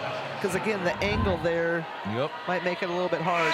And that's as a coach, that's the first thing I look at when a referee blows a whistle is their hand that they're holding in the air. If it's an open hand, now I know it's going to be some sort of violation. If they close that fist, now it's a foul. Who's it going to be on? Right. So they both had open hands on that, and all of a sudden, it's a jump ball, and Centerville's got a chance. Now they throw it away. Had a chance to cut back into that lead. Reagan O'Neill across the timeline. Push it baseline, Payson O'Neill. She'll run it. Spin move off the glass. Got it. Just seems a little more relaxed today. Yesterday, it felt like the engine was just running a little bit too fast. A lot of the errors came from trying to go too quickly. Bria Austin, another three. She's got 3 of them in the game. 11 points on the night, or on the day, for Bria Austin.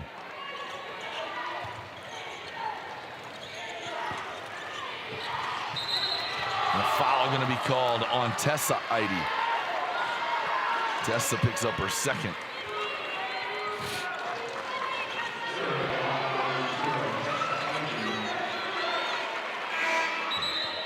Right at half court.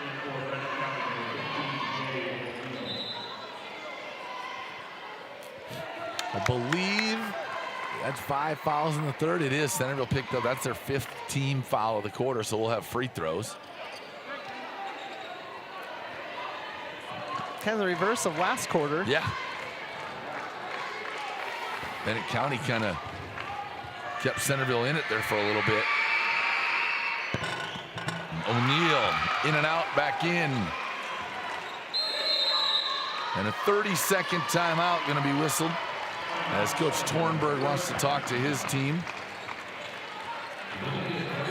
He's going to draw something up for after the free throw. Kind of able to change things up a little bit, maybe.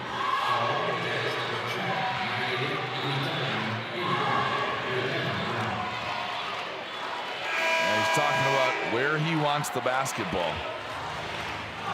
When you think back, we talked about this a little bit, back in 2017-18, they had one win at the varsity level at Centerville. Well, and 9 years ago, no varsity team. They didn't even have a team, exactly. And then in the last 5 seasons, 105 total wins, the last 5 years.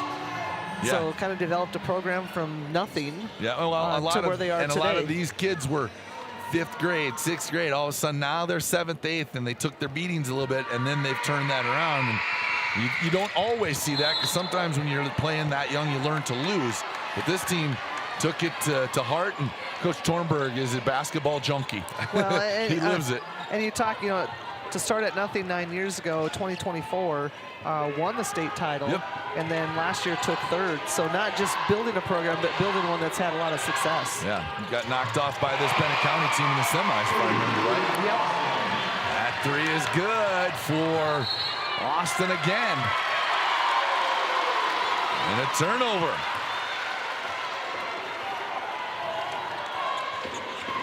So we got 4 players for Bennett County on the floor that are all related. I don't think Juan's a relation. You got the 3 O'Neill sisters and Harris. And cousin Harley, yep. And foul going to be whistled on Jade O'Neill down on the baseline. That'll be her 4th if it was. Yep, foul on number 15. Jade O'Neill, her 4th personal.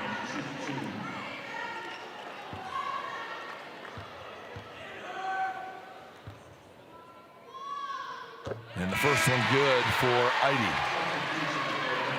Got Loudon coming back in, who earlier did check. That was her first points of the tournament. Had a few shots yesterday, just didn't get any of those to fall. Izzy Heidi at the free throw line. Second one on the way. Too strong. Rebound Reagan O'Neill. O'Neill gonna bring Bennett County set now. With 5-out action for Bennett County. Push ahead, Izzy Heidi. Hesitation dribble. Pull-up jumper from 12 on the baseline. Good-looking shot. Izzy Heidi starting to warm up. There's that jumper that we've been talking about. Recognizing that she wasn't probably going to get anything driving into the lane.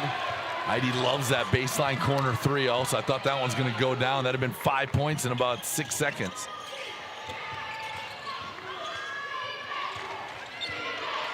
Lob inside. Heidi goes to get it up in the trees. Kick out. Good swing. Extra pass. Tessa Heidi 3. No good. Rebound taken out by Reagan O'Neill. 55-44. So back to 11. It was a 22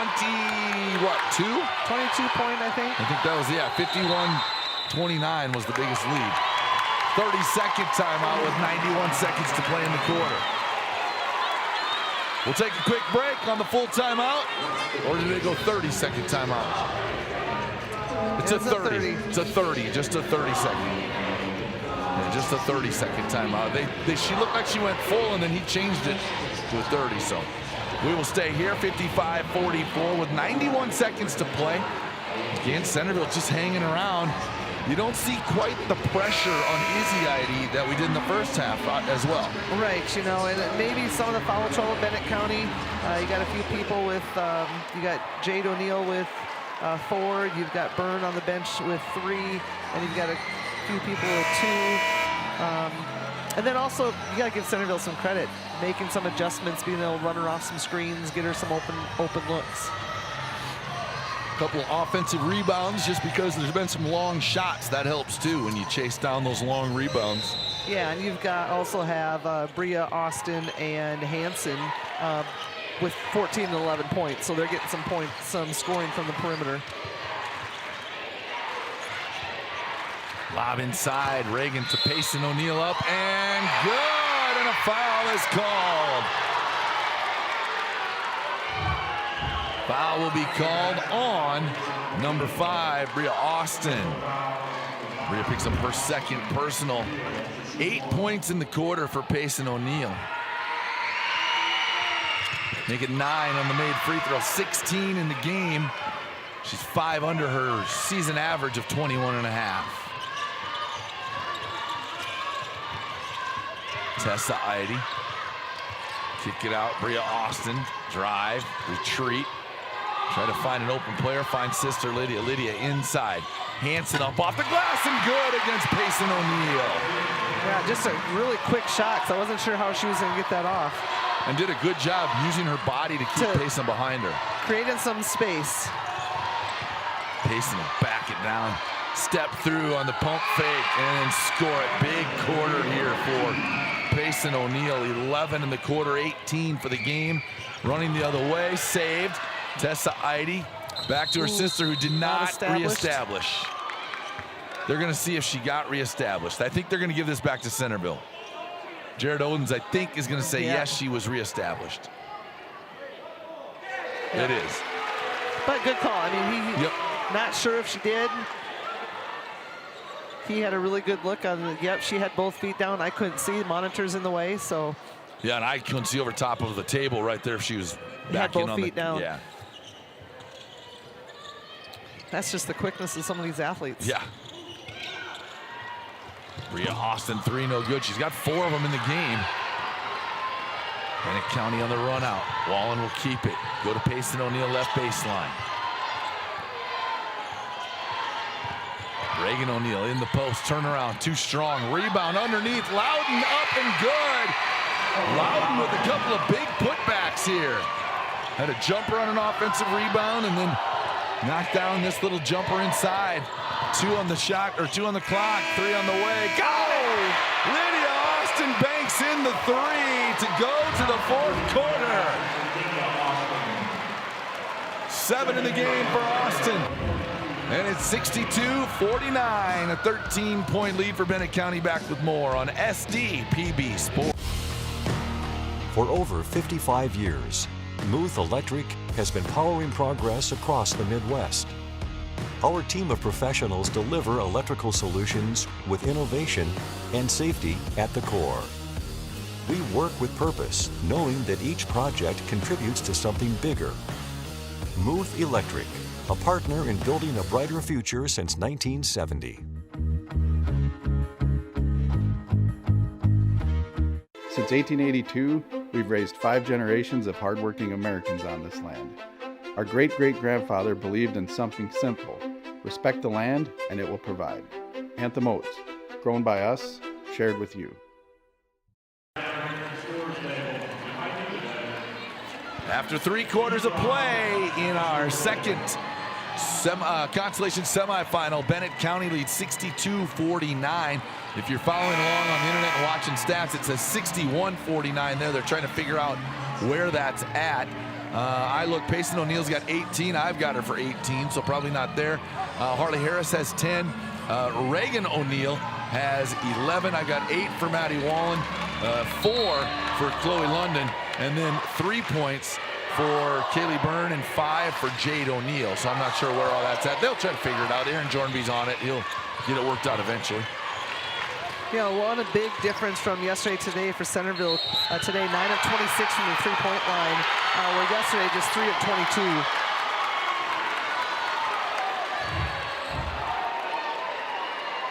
Oh, there was a travel call. Bennett County was celebrating. They thought they had a foul and a bucket. It ended up being a violation. We go the other way. Tessa Eide gives up to Izzy. Izzy being chased by Wallen again. We'll just stay with that one to keep it alive. Byrne, no good. Rebound taken out of there by, or rather Byrne takes it out of there. And this jumper, Hagenga.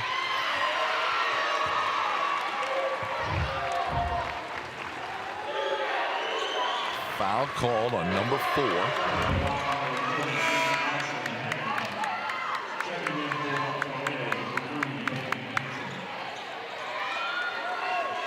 They called it on, 43 must have called on. He's a little late with his second hand there, Hagenga. Hagenga, yeah. Yeah, with her first, and then right back to Payson O'Neill underneath. 1 shy of her season average.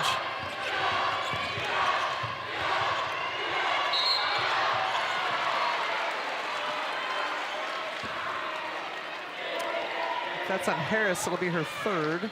And it is.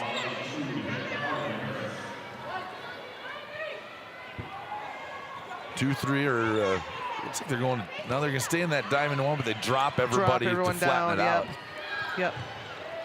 Now they're going to stay in the 2-3 though. They kind of came back out of it. That was interesting. I was trying to figure out what they were doing before because it almost was like Reagan O'Neal was man-to-man along with whoever was guarding Izzy, and Byrne is just in the middle of the Byrne's just in the middle of the lane. Yeah.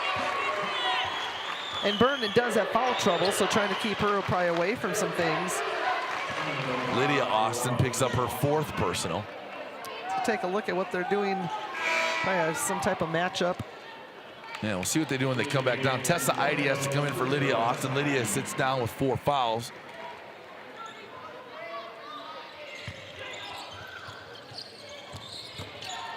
O'Neal inside, too strong.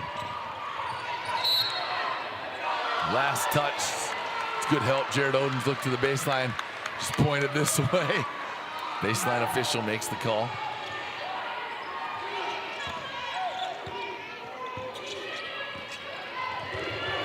Got about 3.5 minutes, 3 minutes here, I'd say, to cut this lead in half if you are Centerville. Otherwise, it's going to be pretty tough. I think they're just going man-to-man with really sagging off 2 of the players. Yeah, I think it's just total help with a couple. Byrne really doesn't guard Hagna. No, she's going to make her shoot. Yeah, she's going to make her shoot from the free throw line. So it kind of looks like she's just down in the middle of the paint all by herself.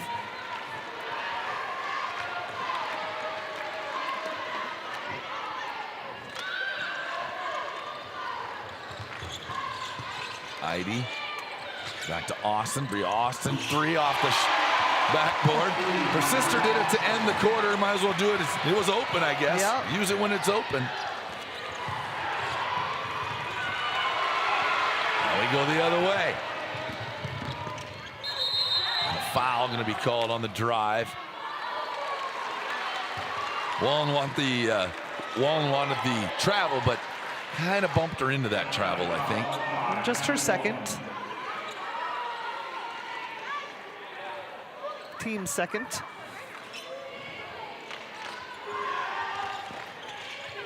Ideal, let it fly, no good. Rebound, Hanson in the paint and a body.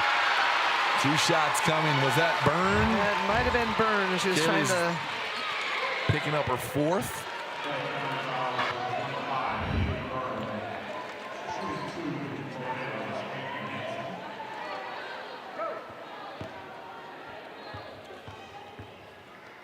Peyton Hanson at the free throw line. Really splits her feet when she left foot way back when she shoots free throws.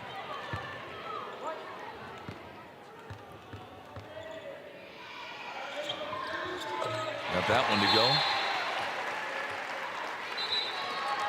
A full timeout for Centerville.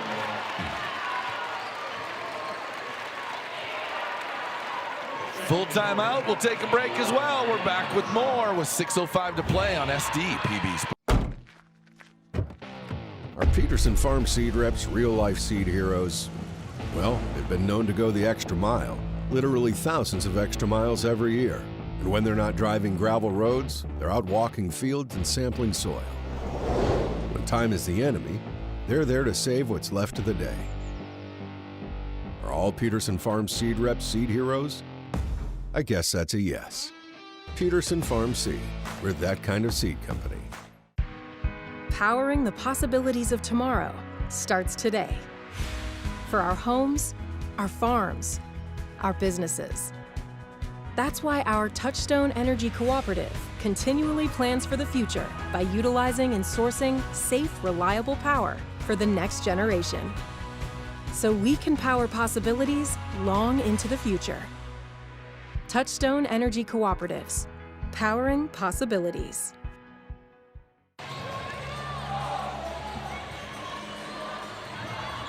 Out of the break, 6:05 to play. We come back to free throws from Izzy. Oh, no, it's underneath. That's right. I was thinking we had a free throw, but yeah, it's Bennett County basketball. Had a free throw. Had the free throw. Called the timeout. Yep.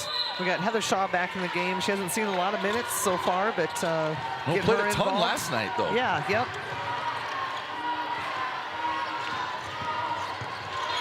She's going to let it fly, but she stepped out of bounds, so it didn't matter. Step back and put her foot on the line.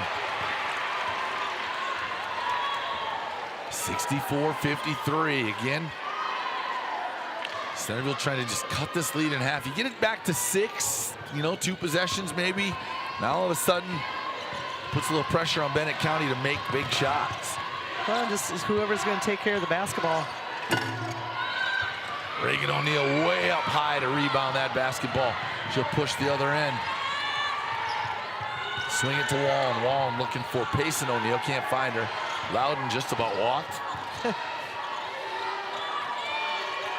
3 on the way. Was that Heather Shaw? Missed it down inside the dump down. Reagan O'Neill to Payson O'Neill. I think everyone but her thought that her and maybe her sister thought she was going up to shoot that. We've seen that a ton of times already in this tournament. I wonder how many times over the last couple of years that's happened. Right. I mean, that's just something that works for them. O'Neill with the foul from behind. Well, as a coach, sometimes you don't want to leave in your feet to make that pass, but they can elevate so high. They have time to, oh, my sister's open underneath, or so-and-so's open underneath. You can make those decisions in the air. 5th foul. Free throws coming.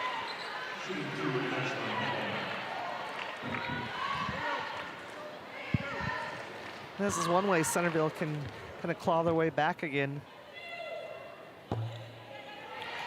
Too strong.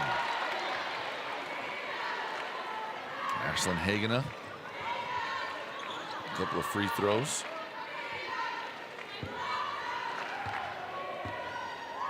Second one on the way, and too strong again. Wallen with the rebound. Payson O'Neill now. Slow it down for Bennett County. Let that clock tick a little bit. Heather Shaw, left wing, inside. Reagan O'Neill. Reagan triple teamed. Wallen for 3. No, missed everything. Saved off the back of the score clock. And we're going to have a media timeout if they see us. Media timeout. We'll get to it. There we go. We got their attention. We'll take our break. We're back with more on SDPB Sports. Is it the competition that keeps bringing you back? The long-standing rivalries? Or is it seeing friends again and cheering on your favorite team? At First Dakota, we're here for all of it. We appreciate the fans, the players, the coaches and officials, the concessions crew. The shared community experience is part of what makes life here great. And we're here for all of it. See you at the game. Lake Area Technical College provides hands-on learning and practical experience in real-world environments. Prepare for a career right out of school from the moment you step on campus for an education that can really be put to work. Lake Area Tech is the start of something new. Hey, buddy.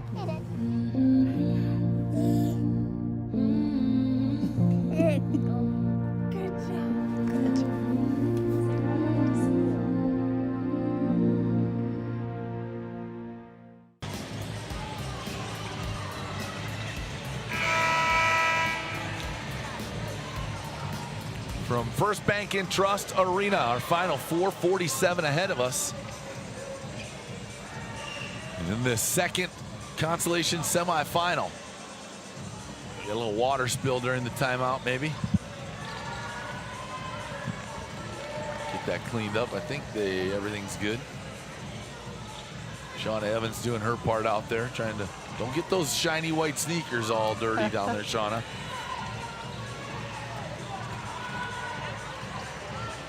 A full court pressure by Bennett County just to maybe try to make Centerville take off some time off the clock, but Izzy Eide said, nah, we'll just burst the speed down when we get it to half court right away.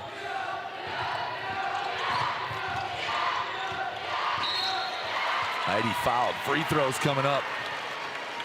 Yeah, Bennett County's got to be careful. I mean, not what you want in this situation. Just back off. Just a reach that you didn't need, and now you're going to get a chance to score 2 points with no time coming off the clock and work your way back in. Just a 13-point game.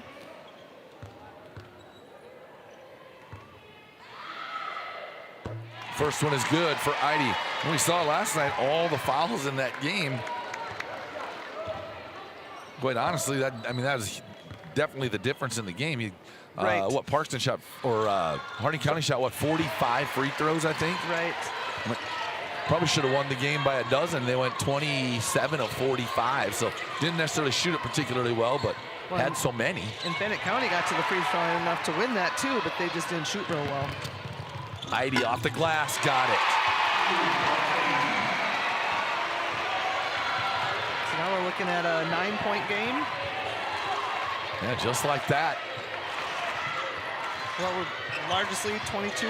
Yep. 61 or 51-29, I think it was at one time. Travel going to be called, as now you see Bennett County getting antsy again. When they slow down and just take their time, they're hard to guard. But when they get a little antsy and want to try to go too fast, that's when they've allowed teams to hang around. We haven't heard from Peyton Hansen in a while. She hit some big shots in that first half. Right.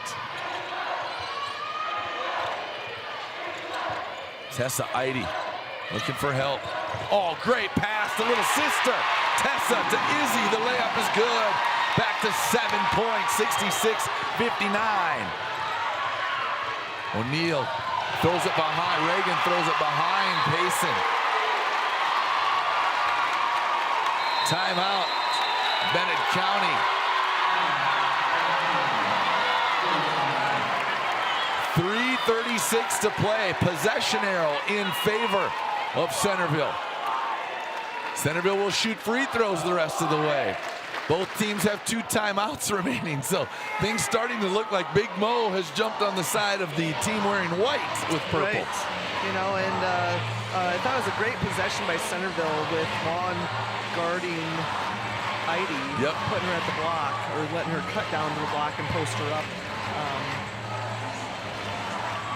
Sister was able to find her and get her the ball, obviously. Yeah, that was actually a great pass. I mean, to squeeze it, at least from this angle, maybe there's more room than it looked like, but from here it looked like there wasn't much of a window. She found it. But with the who's guarding her, it's probably the one advantage she would have would be some hot size advantage. Yeah, she did a good job. You could see, I don't know if we got a shot to look at that, but just the way that developed, she got one step on Wall and then kind of used her body to keep her shielded. And that's just awareness, you know, just natural sometimes. You know, basketball IQ. And 5'9", posting up 5'6". You have that advantage. Get her down there, post her up.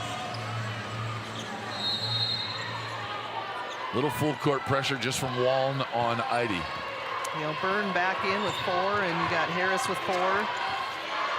And every foul for Centerville is a trip to the free throw line. Screen coming up top. And that diamond and 1 again is Bennett County. Hansen with the Tessa Heide. She'll fire it up and too strong, out of bounds over the head of Lydia Austin. Be interesting to see what Bennett County has, what they decide to come out and do after the timeout. They're going to go a little 5 out again. Flash, they like to flash that cutter from the wing through and then slide the post from the baseline to the high post. Kind of overload. Kick out, Reagan O'Neal. So Payson O'Neal, left baseline. She'll shoot it. Too strong off the back iron. Long up, and they're going to say a push from behind. We're going to the other direct. We're going to the other end to shoot it. Foul called on Maddie Wong. Wong picks up her 4th personal. She has 4. Jade O'Neal, who was on the bench, has 4. Harris has 4. Byrne has 4. Oh, I missed the Harris 4th one. Yeah, so Reagan O'Neal has 3.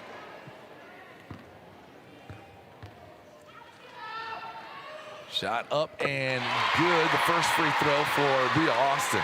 And again, just that chance to score with the clock stopped. Bria averages 11 points a game. She's got 18 in the game. Maybe 19, right? Yeah. She's been huge. 19 for Bria Austin. Izzy Heide's got 17. Payson O'Neal, 3, got it, left baseline. That's a dagger. And Peyton Hansen has 14 for Centerville. Kick out, Izzy Eide.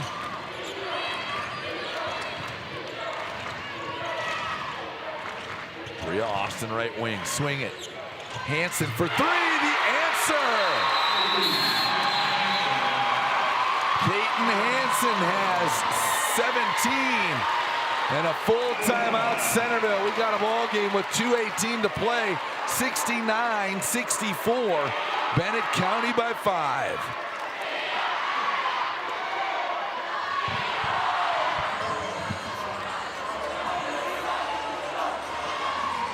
First Bank and Trust Arena, the home of your 2026 Class B State Girls Basketball Tournament.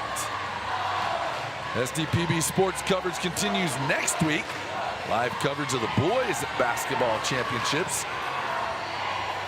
Beginning Thursday, March 19th, the Class AA tournament will air on SDPB1, Class B on SDPB2, Class A on SDPB3. You can also watch every game online at sdpb.org/basketball.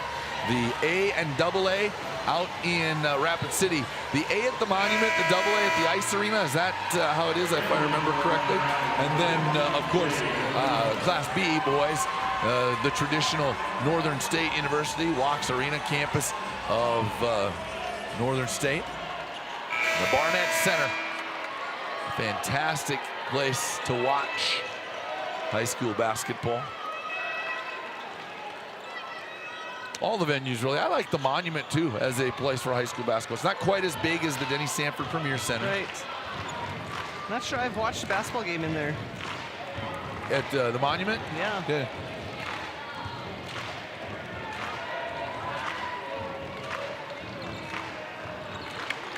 Well, Centerville putting on the full court. I'm sure that's what they wanted to kind of draw up and talk about how they wanted to attack this. Wallen doing a good job keeping her dribble. Attack, retreat, attack again. Change of speed, change of direction.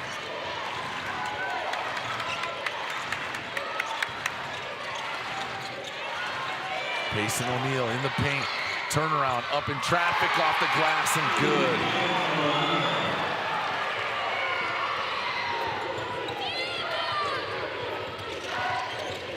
27. Oh, great pass. Tessa Eide lost the handle.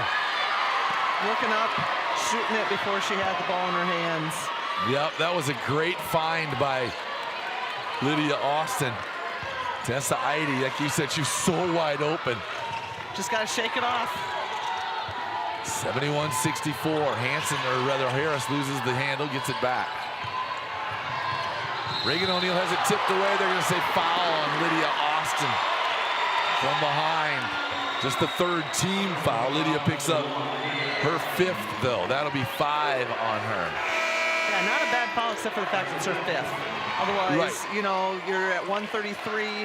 You don't want to sit with a lot of fouls to give. No.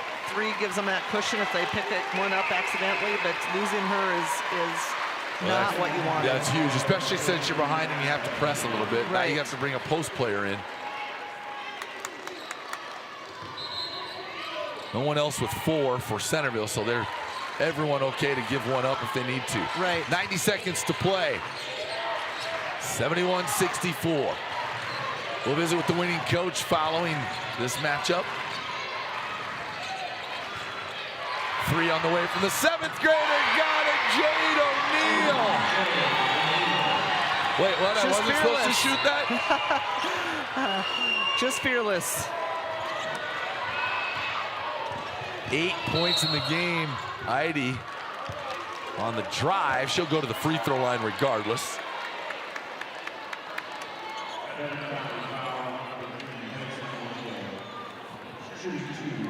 And of all of them, Payson O'Neill, that's just her first foul. Right now out there you got Harris, Wan, and O'Neill, Jade O'Neill with 4 fouls. Burns on the bench with 4 for Bennett County. Eide makes good on the first. 18 in the game for Izzy Eide.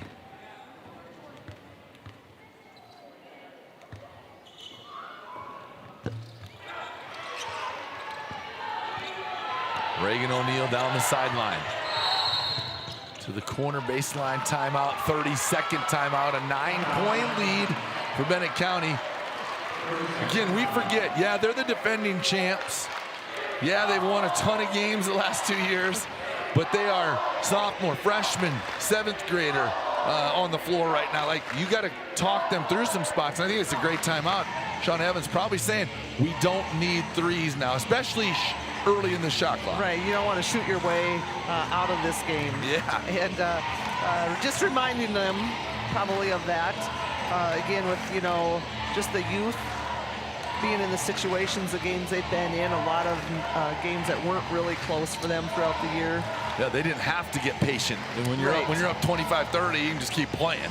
Right, and you know, they did have 3 losses, 2 of those to A schools, both playing up in Watertown, and then Ethan being able to clip them. They had that lopsided one to Makpialuta with 35-80.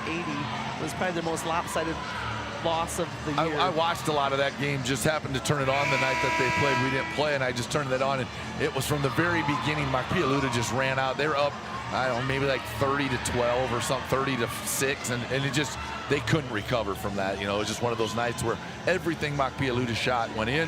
Bennett County couldn't score anywhere. Well, in both those games, both those losses to the A schools were right away. Yep. You know, they get to the beginning of January 3rd and they're 2-2. So those 2 losses are really early in the season. Yeah, only 4 games before the first of the year. They played a lot of games since that time. Right. Had a real long 13-game win streak then kind of since that second loss. What do we got here? I think we got a foul on Hagna. Yep, Hagna picks up the 2nd personal. 4th team foul. Probably, I mean, still okay. Pretty soon, you know, if you get a basket down here, you might have to look to foul a little bit. Oh, that's over and back. Just couldn't get that foot down, stuck it just on the half-court line.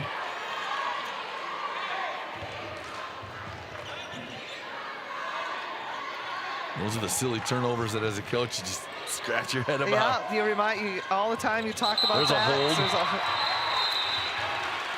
Yeah. Izzy might have sold that a little, but Payson had both hands on her, and you're going to get that. And again, just her 2nd, but now you get free throws with again, if you can knock these down and score with the clock stop, that really helps Centerville.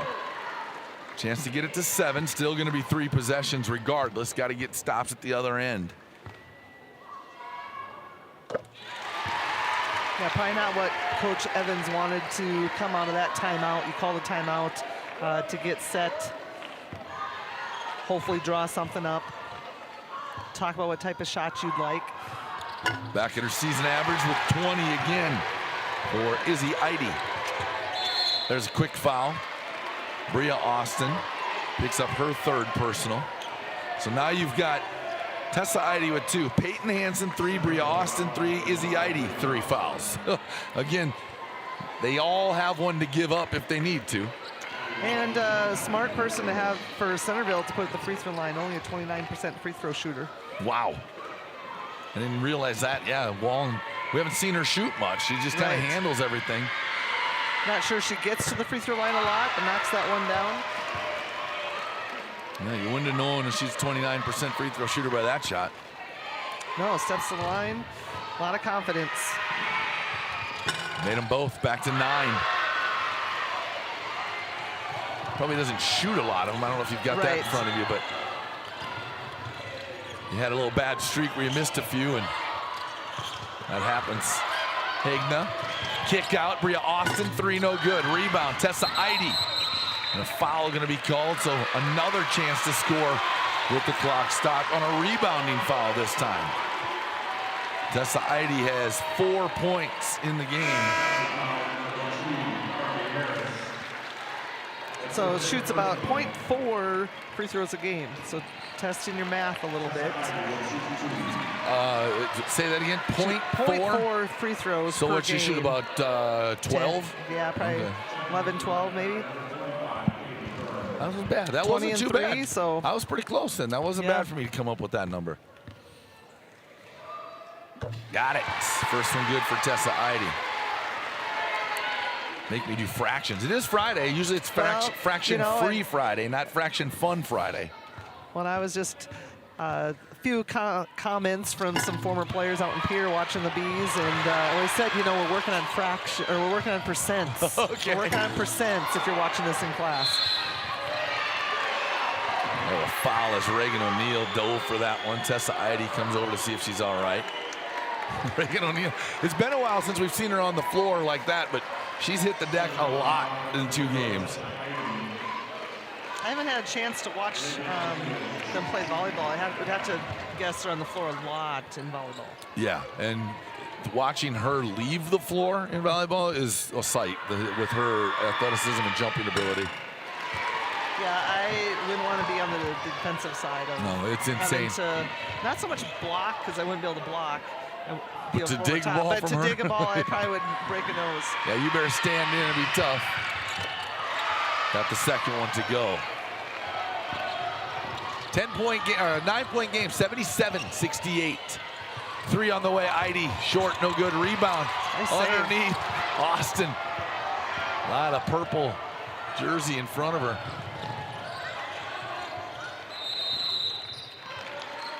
A quick timeout with 13 seconds left. I think it's got to be a full. I don't think there are any 30-second timeouts left. So that pretty much going to do it. Looks to me like Bennett County with a 9-point lead in the basketball. Going to advance to the consolation. So you're going to see Lyman Bennett County. We thought about it. Yep. It's just for the consolation championship. And then, of course, Centerville would drop down into the first game tomorrow, where they will take on Coleman Egan. Again, that one will start at 11 a.m.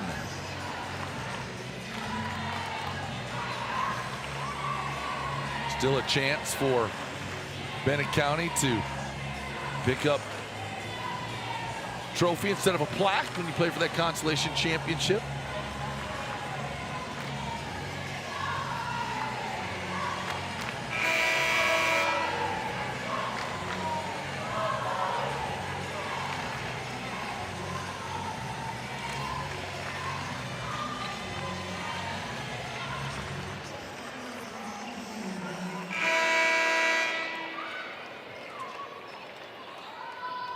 Both teams finally out of the timeout.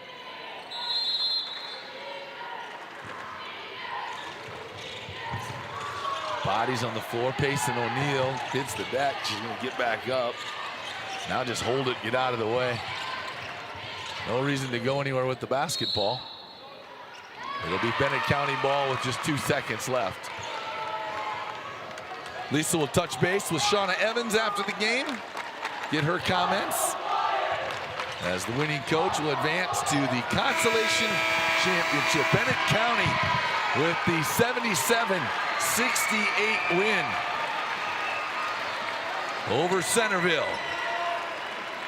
And the defending champs will try to win a consolation championship. As teams will shake hands, they'll roll the board out. I don't know if they roll the board out for this one or not. I can't remember. Yeah, I don't think they do. I don't believe they do. So hands have been, pleasantries have been exchanged, and we'll try to catch Coach Evans here. We'll hand over the headset. She'll talk with Lisa real quick. Here's Coach Evans and Lisa. First off, congrats, Coach. Thank you. Very nice win for your team. Talk a little bit about bouncing back from last night, the last game of the night, and then coming out today, and what kind of led to your team's success today? Yeah, yesterday wasn't pretty by any means, and I don't know if it was the big stage or what happened, but it says a lot about who we are coming back the next game, and it was a good matchup. We were kind of hoping, if we have to play someone, Centerville's always a good game. We've seen them this summer, but being able to come in composed and understand to execute, it's hard to take a loss first round and come back and win, because it kind of takes the breath out of you first round. Yeah, talk a little bit about your defense. You came out, we've seen some different defensive schemes from you guys and what you've done defensively and things. Have you worked on those things throughout the course of the year? No, we've never ran a diamond in one, so that's something we just put in last night or this morning. through game film. We never even walked through it. So that was good to see them be able to execute, because that's something that we definitely struggle with, is execution, especially at the whim of a hat like that. But Izzy Ides is a great player, so we knew we had to take her out of the equation and not let him get too confident with that. Yeah, well, you have a lot of us fooled that was your first time running a Diamond in One, and did a great job, and congratulations and good luck tomorrow. Thank you, I appreciate it. All right, so we are back with Coach Brad DeBeer. Sorry, I'm talking to a young Bennett County fan over here. He's telling me all about everybody's number and who he's related to. So we'll take a quick break, 77-68. We'll throw it out for a minute, come back, and then get ready to wrap things up here from our afternoon session here on day number 2 at the Girls State Basketball Tournament for Class B in Brookings on S. We aren't meant to be still. And while you determine the direction you'll go, we're just here to help you along the way. So go. Go with experience. Go with teamwork. Go with neighbors. Go with integrity.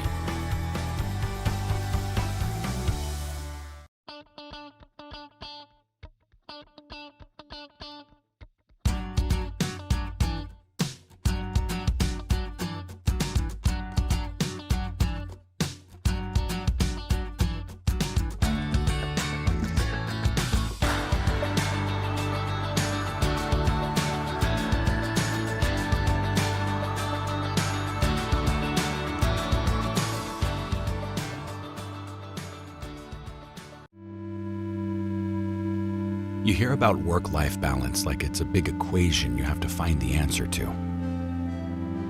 But I think it's much simpler than that. So simple it was right in front of us. Start with the life you want, and everything else will follow.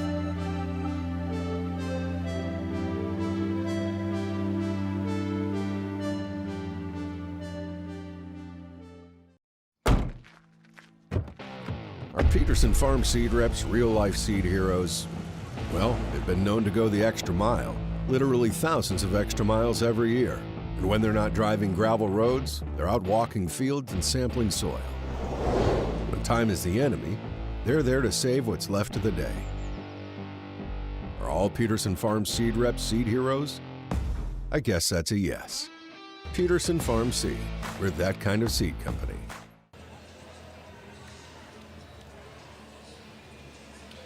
Back inside a much more quiet First Bank and Trust Arena. Amazes me how fast they clear people out of here. I mean, 2.5 minutes, it's just dead quiet hanging out in here, so it's kind of creepy. Well, I think that's just the arrangement of the new facility. You get out, you're out in the hallways, you're out the doors, you're kind of behind the bleachers, so they might still be filing out. They're just not in the gym. Yeah, and when you top load, you know, in these arenas, it makes it so much quicker to get everybody in and out. But regardless, we're here as you see some of those highlights happening right now. Threes galore for a while there. Bria Austin got hot. Peyton Hansen scoring inside somehow in the trees. And then Lydia Austin at the end of the third quarter knocks one off the backboard to get one in. Payson O'Neill kind of took over, though, down low, and it just made it tough on Centerville. She was able to find some easy hoops on a great pass from big sister Reagan on that one.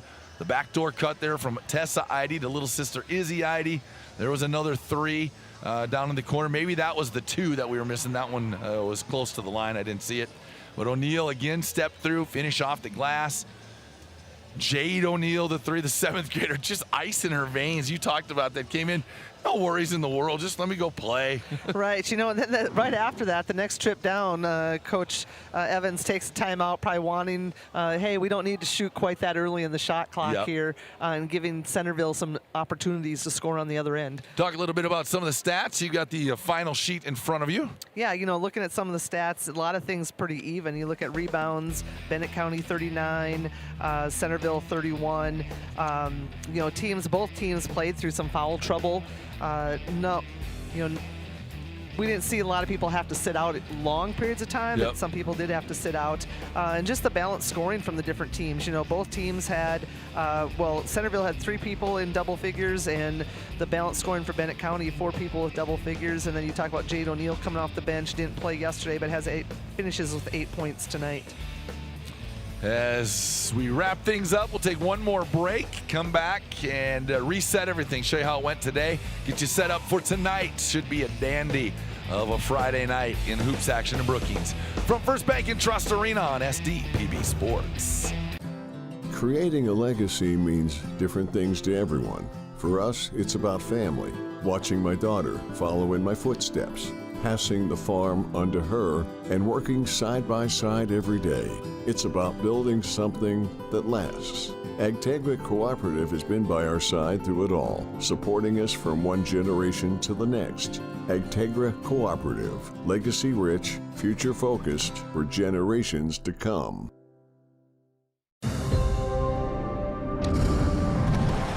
Bank West is rooted in South Dakota. Committed to local success. Just like you. We're all connected. In South Dakota. For South Dakota. Convenient, connected, committed. Bank West.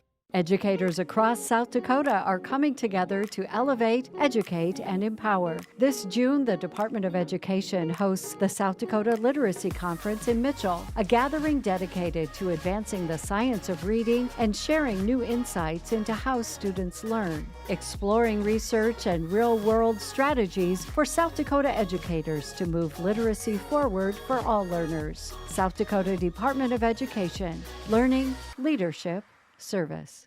South Dakota, a state shaped by its people. It's more than a place, it's opportunity waiting to be realized.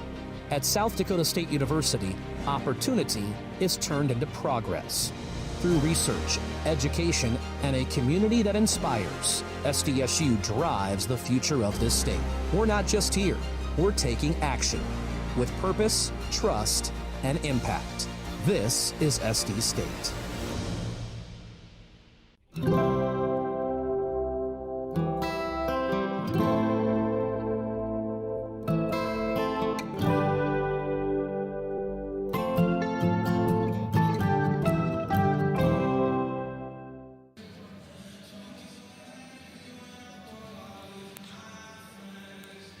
The South Dakota High School Activities Association Class B Girls State Basketball Tournament, First Bank and Trust Arena here in Brookings on SDPB2 TV and SDPB.org. I'm Brad DeBeer alongside Lisa Bahi. Here's a recap of today's action.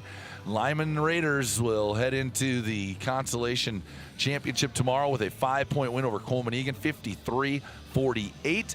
And then a little higher scoring affair here. Bennett County, they put up points. They make you have to run up and down. Centerville just not quite enough in them tonight shooting the basketball. You had a couple other percents you were going to talk about real quick. You know, you look at total of 63s taken in that game. Wow. Centerville 11 of 34 and Bennett County just 8 of 26. And that's the difference, as you see, 77-68. Set up our championship semifinals tonight here in the First Bank and Trust Arena. It'll be Corsica-Stickney. They knocked off Lyman yesterday to open the tournament. Ethan beat Coleman to earn their spot in the championship semifinals. That'll be our first one. 5 o'clock we'll be on the air. We'll tip it up a little after 5:05 or so, 5:10. And then Parkston and Harding County. The number 2 seed Parkston Trojans taking on the Ranchers, who were able to get the win over Bennett County last night. So we look forward to what should be a couple of really good ball games. Again, we're going to see Ethan and Corsica-Stickney. Not a lot of subs. They play, their top 5, maybe still get 6, maybe a 7th with foul trouble. But other than that, not going to see the line change happen that often. So right, those games yesterday just kind of flew by. Yeah, when you have no fouls and no subs, it goes fast, and that's what happened in their games. Right, now, we slowed it up later, so exactly. It held itself together. But that's going to do it for us for right now. We'll take a break, step away, grab a little bite to eat, come back, and get you set and ready for one of the greatest nights in high school sports every year. Championship semifinal Friday night at the state basketball tournament. We're at First Bank and Trust Arena. For Lisa Bahi, for everybody in the back, Christian Christensen and the crew, thank you guys. We'll take a quick break. I'm Brad DeBeer.